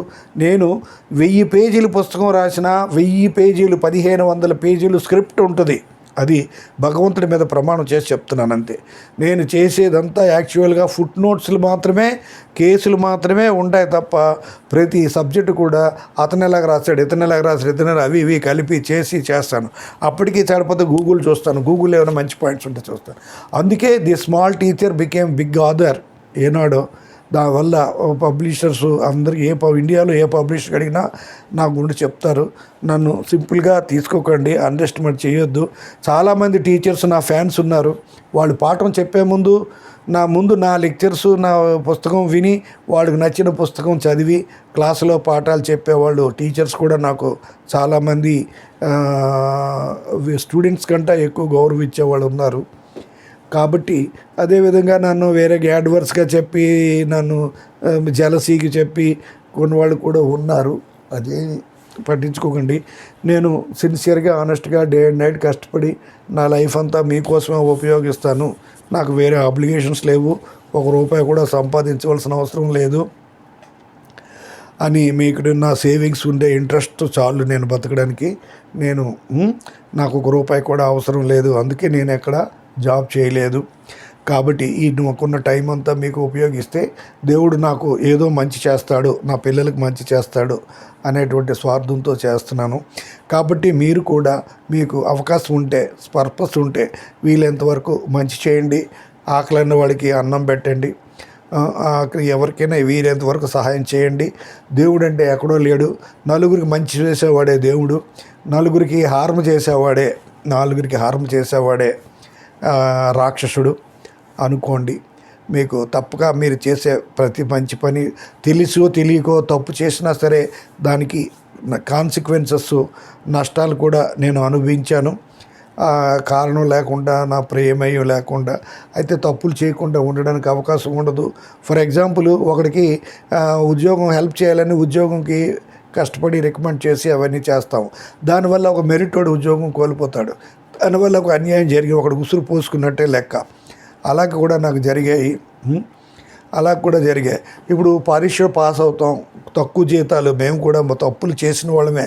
పరీక్షలకే మాకు తక్కువ జీతాల్లో ఉన్నప్పుడు పేపర్లు దిద్దడానికి వెళ్ళి ఉంటాం. ఆ పేపర్లు ఆ రోజుల్లో తక్కువ జీతం. బ్రిటిష్ వాళ్ళ టైంలో పావలా 6 కాన్లని 6 అణాలని 6 కాన్లు ఇచ్చారంటే 1/4 ఇచ్చారనమాట. అంటే 4,000 జీతం చెప్పి 1,000 రూపాయలు జీతం ఇచ్చినట్టు. ఇప్పుడు 4,000 జీతం చెప్పి 400 కూడా ఇవ్వని పరిస్థితులు ఉన్నారు. చూడండి మీరు, సెక్యూరిటీ గార్డ్స్ వాళ్ళంతా పనిచేస్తారు ఏటీఎంల దగ్గర. వాళ్ళకి లీగల్గా బ్యాంక్ కానీ లేకపోతే గవర్నమెంట్ కానీ వాళ్ళకి జీతం ఇస్తే వాళ్ళకి 40,000, 50,000 ఇవ్వాలి. కానీ ఏదో కాంట్రాక్టర్ వర్గా అతనికి 8,000, 10,000 వస్తుంది జీతం. ఇలాగే రోజుకి 50 రూపాయలకి పనిచేసే వాళ్ళు ఉంటారు. కానీ అదే జీతం అయితే నెలకు 1,500, 2,000 వస్తుంది. అదే కానీ జీతం అయితే వాళ్ళకి 25,000, 20,000 ఇవ్వాల్సి వస్తుంది. ఇలాగా మ్యాన్ పవర్ ఎక్స్‌ప్లాయిటేషన్ అనేది మన దేశంలో అన్ని రంగాల్లో ఉంది. దీన్నే ఇది శ్రమ దోపిడీ అని కూడా ఏదో టెక్నికల్గా చెప్పారు. అందువల్ల మనకి వచ్చేవాడికి తక్కువలో ఎక్కువ వస్తుంది. ఇవన్నీ మనకి అనవసరం. అయితే ఇక్కడ మీరు వీలైనంత వరకు కష్టపడి గొప్పవాళ్ళు అవ్వడానికి చూడండి. లా నేర్చుకోండి, లీగల్గా ప్రాక్టీస్ చేయండి. ప్రాక్టీస్ చేస్తూ సబ్జెక్ట్ కంటిన్యూ చేయండి. మీరు సీనియర్ అడ్వకేట్ దగ్గర ఉన్న ఫార్మల్గా మీకు ఏ పనులతోటి ఇదైపోతారు. ఇప్పుడు లీగల్ ప్రాక్టీస్ చేస్తే మినిమం ఇప్పుడు డాక్యుమెంట్ రైటర్స్ మీరు కోర్టులో చూడండి, రిజిస్టర్ ఆఫీస్లో చాలా బిజీగా ఉంటారు. ఒక లాయర్లకు లేని ఇన్కము వాళ్ళకు ఉంది. కాబట్టి మీరు ఇప్పుడు ఈ మధ్య నేను చూశాను, జూనియర్ అడ్వకేట్స్ కూడా ఇలాంటి పనులు, ఈ డాక్యుమెంట్ రైటర్ చేసే పనులు లాంటివే, ఎఫిడవిట్లు తయారు చేయడం, విల్స్ తయారు చేయడం, ఐవరీస్ చేయడం, ఇలాంటివి కూడా చేస్తున్నారు. ఆ రకంగా కూడా మంచి 4 తప్పు లేదు, నామోషి లేదు. డాక్యుమెంట్ రైటర్ పనులు మనం చేయడం ఏంటి? ముందు మనకి వీలైనంత వరకు 4 రూపాయలు సంపాదించుకొని సకాలంలో పెళ్లి చేసుకొని భార్య బిడ్డలతో హ్యాపీగా ఉండాలనేటువంటి కాన్సెప్ట్ ముందు నేర్చుకోండి. మనం ఒకరికి బాధ పెట్టకుండా, ఒకరికి ఉసురు పెట్టకుండా చేసే ఏ పనైనా 4 రూపాయలు సంపాదించేది అని ముఖ్యమే. దీనికి మీకు లెక్క చెప్తున్నాను. ఓనర్ కమ్ డ్రైవర్, ఒక కార్ డ్రైవర్ ఉంటే రోజుకి మినిమం 1,000 రూపాయల నుండి 2,000 వస్తుంది. కానీ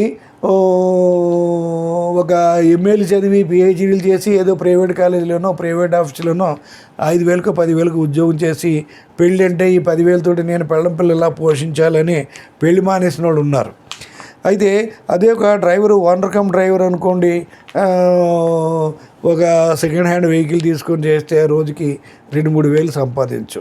ఈ సిటీస్లో ఓలాలో నడిపే వాళ్ళకి వచ్చే ఇన్కమ్ కాకుండా టిప్సే 2-3 వేలు, 5-6 వేలు కూడా వస్తాయని నేను డైరెక్టర్గా ఇంటరాక్ట్ అయి కూడా ఉన్నాను. అంటే ఏంటంటే ఆ కోటీశ్వరుడైనా తన కారు తను నడపడానికి ఇష్టపడతాడు, తను సెల్ఫ్ డ్రైవ్ చేసుకునే వెళ్తాడు.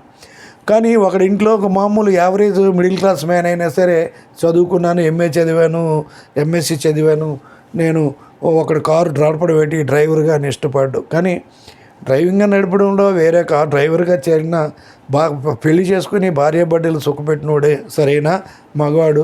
అదేంటి డ్రైవింగ్ ఏంటి, నేను ఒకటి డ్రైవర్గా పనిచేయడం ఏంటని నామోషిగా ఉంటే మంచిది కాదు. ఇప్పుడు డిగ్రీలు బాగా చదువుకొని ఉద్యోగాలకు ఆశించిన వాళ్ళకి ఎంప్లాయ్మెంట్ ఇన్కమ్ లేదు. కానీ చాలా ఈ ప్రొఫెషనల్ జాబ్స్ చేసేవాళ్ళు, కార్పెంటర్స్, ఎలక్ట్రీషియన్స్, ప్లంబర్స్, వీళ్ళు ముఖ్యంగా చాలా బిజీగా ఉంటారు. వాళ్ళకి 10 సార్లు పిలిస్తే కానీ ఒకసారి రావడం లేదు. ఇవి మనం ప్రాక్టికల్గా చూస్తున్నాం. మనం వీలైనంత వరకు లైఫ్లో మంచిగా లీగల్గా లెజిటిమేట్గా 4 రూపాయలు సంపాదించి సకాలంలో మ్యారేజ్ చేసుకొని భార్యాబిడ్డలతో ఆనందంగా ఉండాలని అనుకోండి. అది లేదు, ఇది లేదు, సెటిల్మెంట్ లేదని ఎంతో చిన్నది జీవితం, ఇంకా చిన్నది యవ్వనం అనే పాట ఉంది. అంటే ఉన్న ఏజ్, మనకి దేవుడు ఇచ్చే ఏజ్ తక్కువ, అందులో ఇచ్చే యూత్ తక్కువ. ఆ యూత్ని కూడా కరిగించుకొని లైఫ్ రూయిన్ చేసుకుంటే మీరు లక్షలు కోట్లు సంపాదించేటప్పుడు మీకు ఏజ్ కావాలన్నా యూత్ కావాలన్నా రాదు. కాబట్టి మీరు ఈ విషయం కూడా గుర్తుంచుకోండి. అయితే ఇక్కడ మనకి అయితే ఇక్కడ ఈ లెక్చర్స్ మాత్రం మీరు నాకు కావాల్సినవి, ఈ సెల్ ఫోను యొక్క ఇంపార్టెన్స్ కూడా మీకు చెప్పాను. సెల్ ఫోనే కానీ మీరు ప్రాపర్గా ఉపయోగించుకుంటే అదొక అద్భుతం. కాబట్టి మీకు కావాల్సిన ఏ ఇన్ఫర్మేషన్ కావాలన్నా మనకి వస్తాయి.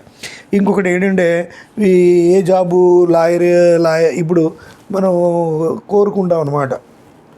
ఐఏఎస్ టాప్ అని, ఐపీఎస్ టాప్ అని, గవర్నమెంట్ ఆఫీసర్ అది టాప్ ఇది టాప్ అని అనుకుంటాం. కానీ మీరు మీ యొక్క స్టేటస్కి సంబంధించి, మీ యొక్క కెపాసిటీకి సంబంధించి మీరు చూస్ చేసుకోండి బెటర్.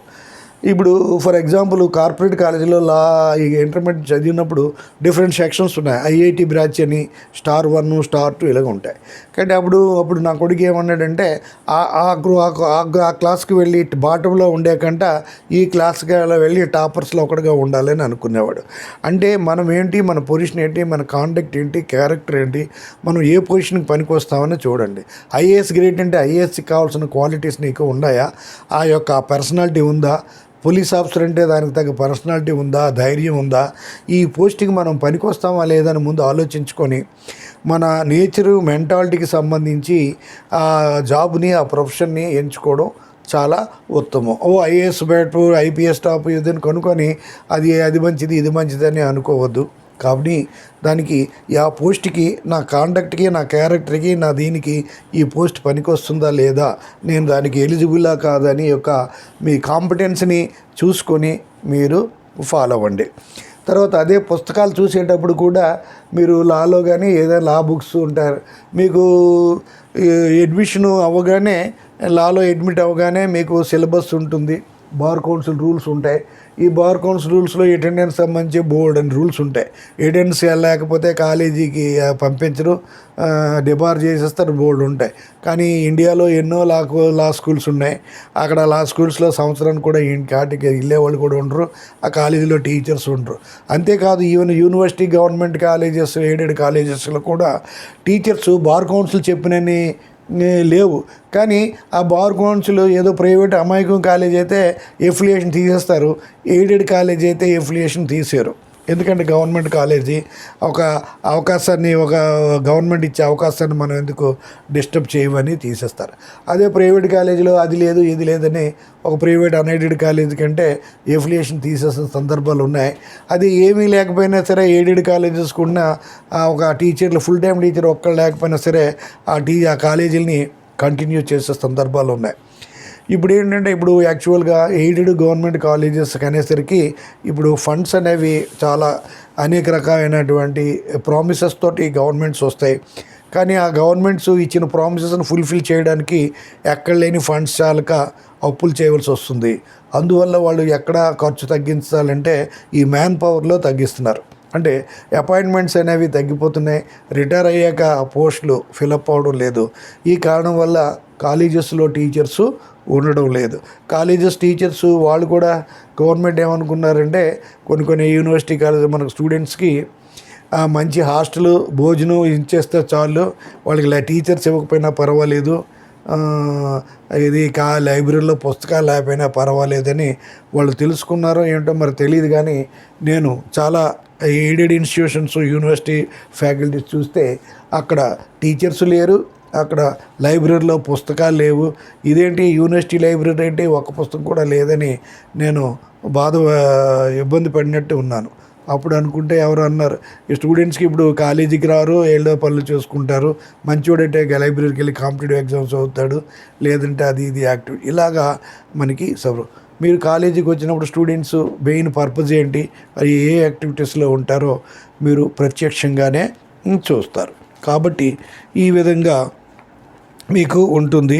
అయితే ఇప్పుడు మీరు ఎప్పుడైనా డూ గుడ్, రేపు మనకి మంచి జరుగుతున్న స్వార్థంతో మీకు అవకాశం ఉండి మీరు హెల్ప్ చేయగలిగితే హెల్ప్ చేయండి.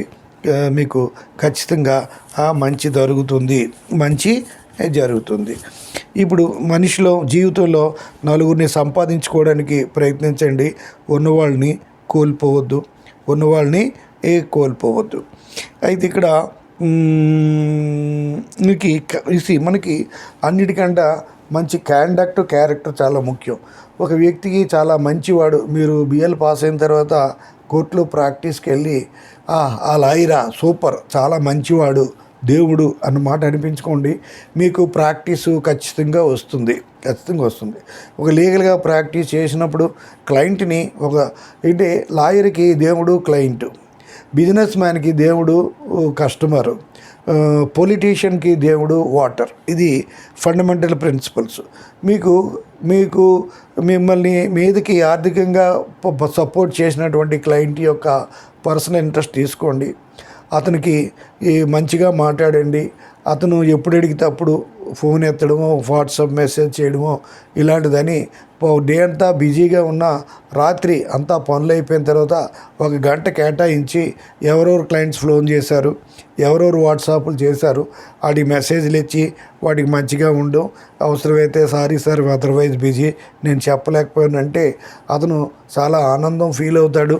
మా లాయర్ గారు దేవుడు అని ఆనందంగా కాకుండా 10 మందికి చెప్తాడు. మీరు నాలెడ్జ్లో గొప్పగా లేకపోయినా మీరు మంచితనం ఉంటే మీరు లాయర్గా ఖచ్చితంగా బెనిఫిట్ అవుతారు. మీకు పర్టికులర్ కేసు హ్యాండిల్ చేయడానికి తగిన టాలెంట్ లేకపోయినా కేసుని యాక్సెప్ట్ చేసి ఒక సీనియర్ అడ్వకేటు సేమ్ కోర్టులోనైనా, హైకోర్టు కేసులైనా, సుప్రీంకోర్టు కేసులైనా మీరు తీసుకొని మీరు వేరే సీనియర్ లాయర్ ద్వారా ఆ కేసు హ్యాండిల్ చేసినట్టయితే ఆ సీనియర్ లాయరు డైరెక్ట్గా క్లయింట్కి అయితే ₹1,00,000 తీసుకుంటే మీ ద్వారా అయితే 75,000 తీసుకుంటాడు. ఆ 25,000 మీరు క్లయింట్ బెనిఫిట్ అయితే క్లయింట్ రిలీఫ్ ఫీల్ అవుతాడు, మీకు కొంత ఇన్కమ్ వస్తుంది. అలాగే ఏదైనా సరే మీరు త్రూ లాయర్ అయితే ఒక జూనియర్ లాయర్కి క్లయింట్ దగ్గర అంటే 100% తీసుకున్నటువంటి senior lawyer through junior lawyer అయితే 70-80% తీసుకుంటాడు. ఆ 20-25% మీరు జూనియర్ అడ్వకేట్ క్లయింట్ పంపవచ్చు. ఇలాంటివి కూడా మీకు వస్తాయి. కాబట్టి ప్రతి పొజిషన్లో కూడా ఛాలెంజెస్ ఉంటాయి. ఐఏఎస్, ఐపీఎస్ మనం సినిమాల్లో చూస్తాం. పెద్ద పెద్ద హీరో ఏదో ఒక రెస్పాన్సిబుల్ పొజిషన్లో ఉంటాడు. అతనికి బోల్డ్ అని ఛాలెంజెస్, బెదిరింపులు ఉంటాయి. అవి అయితే మనకి సినిమాలోనైతే ఒక హీరో 100 మందిని పెద్ద జైగాంటిక్ పర్సనాలిటీ ఉండి 100 కేజీలు బరువు ఉండి 6-7 అడుగులు ఉన్నవాళ్ళు 100 మందిని ఒంటి చేతితో కొట్టేస్తాడు. ఎందుకంటే ఇతను చేయి ఎత్తే చాలు అక్కడేదో బటన్ నొక్కుతారు, 6 అడుగుల ఆజానుభావుడు గాలిలో ఎగిరి ట్రాన్స్ఫార్మ్ తగిలి పడిపోయి చనిపోతాడు. కానీ రియల్ లైఫ్లో అది కాదు, మనకి అంత ఉండదు. కాబట్టి మనం దానికి ఏదో చేయగలిగింది చేసి సర్వైవ్ అయిపోయే వాళ్ళు ఉంటారు. కాబట్టి ఇది కూడా అది మంచిది, ఇది మంచిది అని అనుకోకండి. బట్ ప్రతి దాంట్లో కూడా ప్రాబ్లమ్స్, పెయిన్స్ ఉంటాయి. ఆ పెయిన్స్ని మనం ఈ పెయిన్స్ని, ప్రాబ్లమ్స్ని ఎదుర్కోగలిగినట్టుగా ఉండాలి. తర్వాత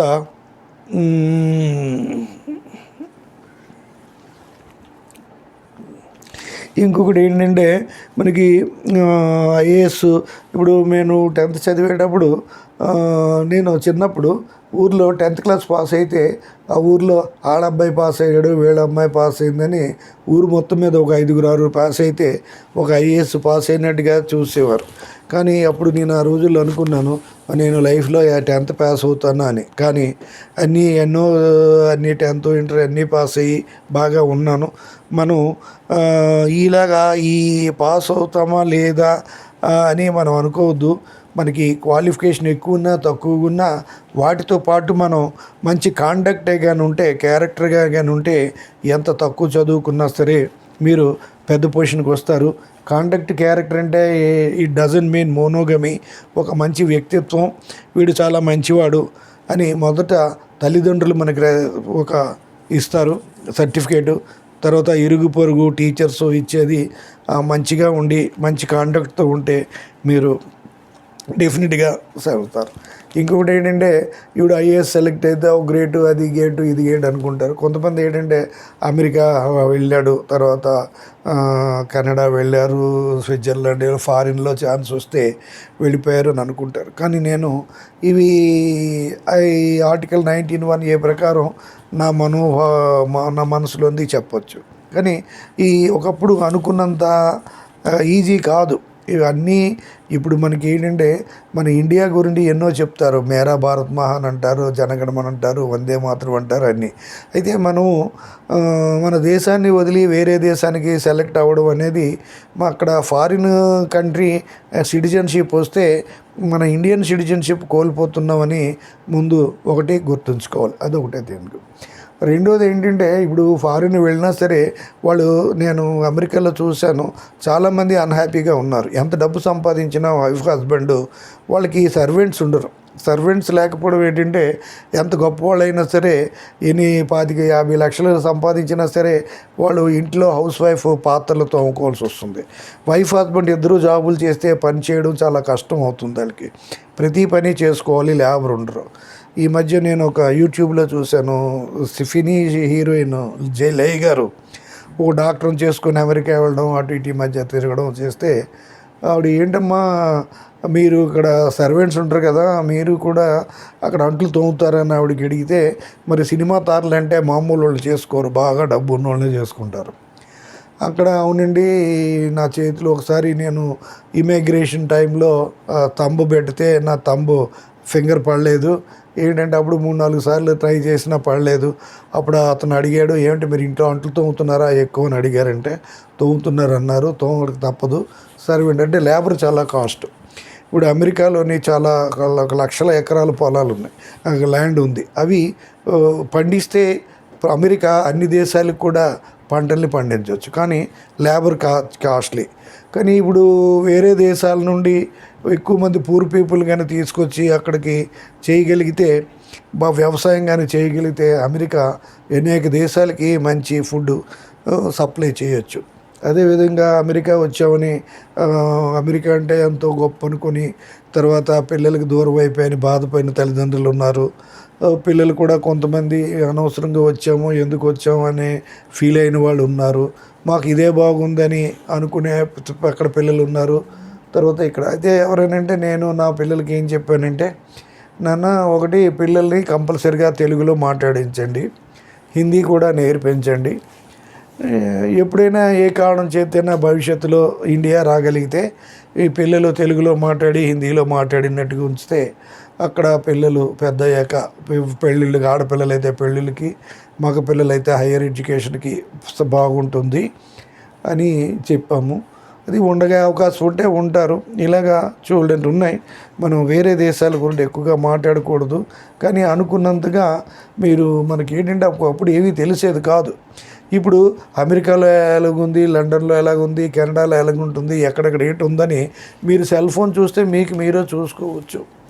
పలానా ప్రపంచంలో ఏ దేశం ఎలా ఉంది, అక్కడ వాతావరణం ఎలాగుంది, అక్కడ చలి ఎలాగుంది, అక్కడ ఎండలు ఎలాగుంటాయి, అక్కడ మనుషులు ఎలాగుంటారు, అక్కడ పరిస్థితులు ఎలాగుంటాయి అన్నది మీరు మీ సెల్ ఫోన్లో ఈ ప్రపంచంలో ఉన్న ప్రతి దేశంలో కూడా మీరు చూసే అవకాశాలు ఉన్నాయి. యూట్యూబ్లో, గూగుల్లో మీకు కంప్లీట్ ఇన్ఫర్మేషను, దేశాల యొక్క హిస్టరీ కూడా మీకు వచ్చేస్తుంది. కాబట్టి మనకి ఒక్కటి చెప్పేది ఏంటంటే, మనకి ఇండియాలో మన తల్లిదండ్రులకు ప్రాపర్టీస్ ఉంది, మనకు సరైన జాబు ఉందంటే, మనం ఇండియాలో ఇండియన్గానే we feel privileged to be an Indian, we feel proud of an ఇండియన్గా ఉంటే బాగుంటుంది. అది మనకి ఫుడ్ దొరకనప్పుడు ఇండియాలో ఉన్న ఏంటి, ఇప్పుడు జనాభా చాలడం లేదు, జనాభా పెంచాలని కొంతమంది చెప్తున్నారు.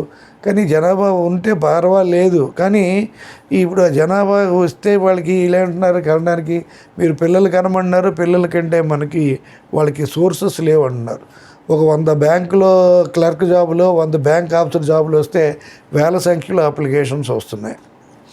ఏ జాబులైనా ఇప్పుడు మన ఇండియాలో ఇక్కడ ఈ ప్రైవేట్ సెక్టర్ అంటూ వచ్చి, ముఖ్యంగా సాఫ్ట్వేర్ ఇండస్ట్రీ, ఈ ఏదంటే సాఫ్ట్వేరు, రియల్ ఎస్టేట్ ఇవన్నీ వచ్చి కన్స్ట్రక్షన్స్ అన్నీ రాకపోతే కోట్లాది మంది యువకులు ఉద్యోగాలు లేక బాధపడే అవకాశం ఉంది. అయితే ఇక్కడ సాఫ్ట్వేర్స్, ఈ కన్స్ట్రక్షన్ సైడ్లో మనకి కార్పొరేట్ కాలేజెస్ వచ్చాయి కాబట్టి 12th స్టాండర్డ్ మంచి మార్కులతో పాస్ అవుతున్నారు. తర్వాత ఇంజనీరింగ్లు చదువుతున్నారు, మెడికల్ చదువుతున్నారు. వాటితో వాళ్ళు మంచిగా ప్రైవేట్ కంపెనీస్లో జాబ్స్ వచ్చి సెటిల్ అవుతున్నారు. అదే కానీ వాళ్ళు ఈ 2 సెక్టర్స్ లేకపోతే గవర్నమెంట్ జాబులే కానీ చూసుకోవాల్సి వస్తే మనిషి పరిస్థితి అల్లకల్లోలంగా ఉండేది.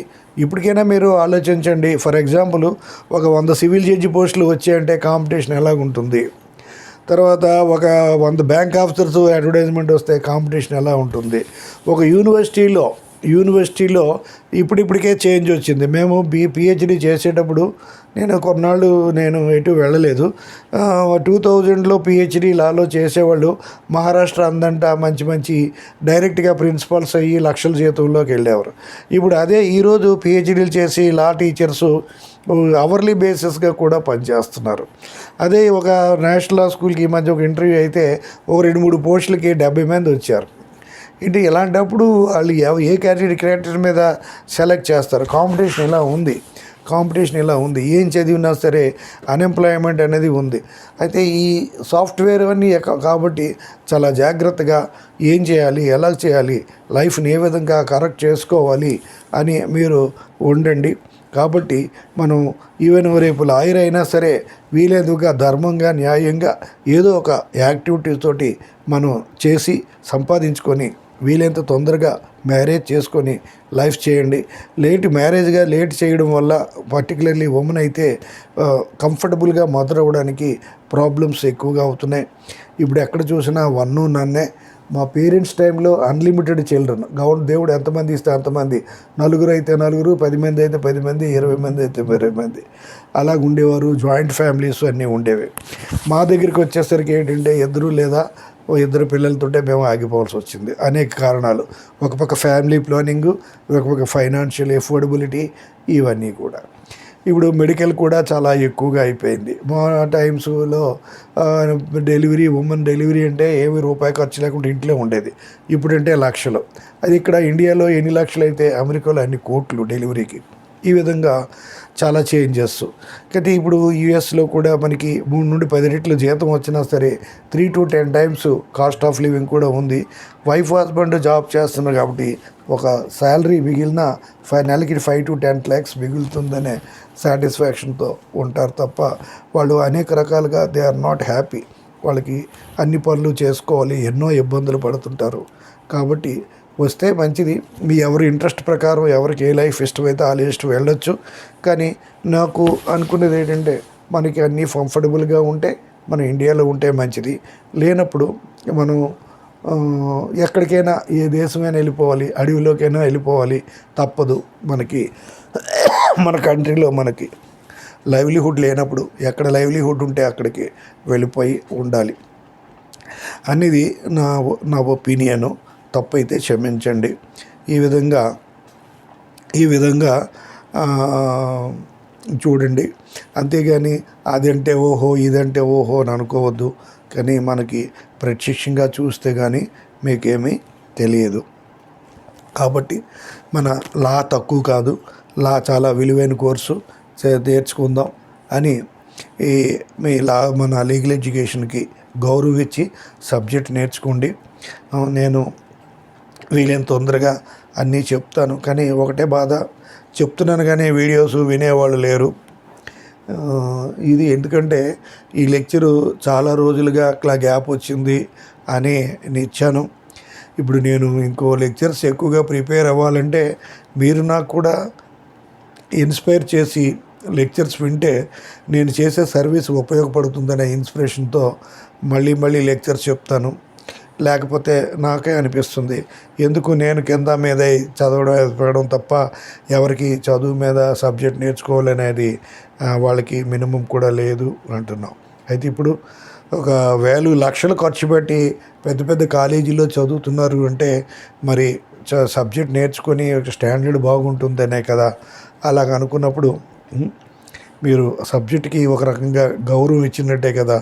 అలాగనుకొని కొంత గౌరవం నా లెక్చర్స్కి ఇచ్చి మీరు సబ్జెక్ట్ నేర్చుకుంటే నాకు మళ్ళీ లెక్చర్స్ ఇవ్వాలనే ఇన్స్పిరేషను, ఎంథ్యూజియాజం కూడా నాకు ఉంటుంది.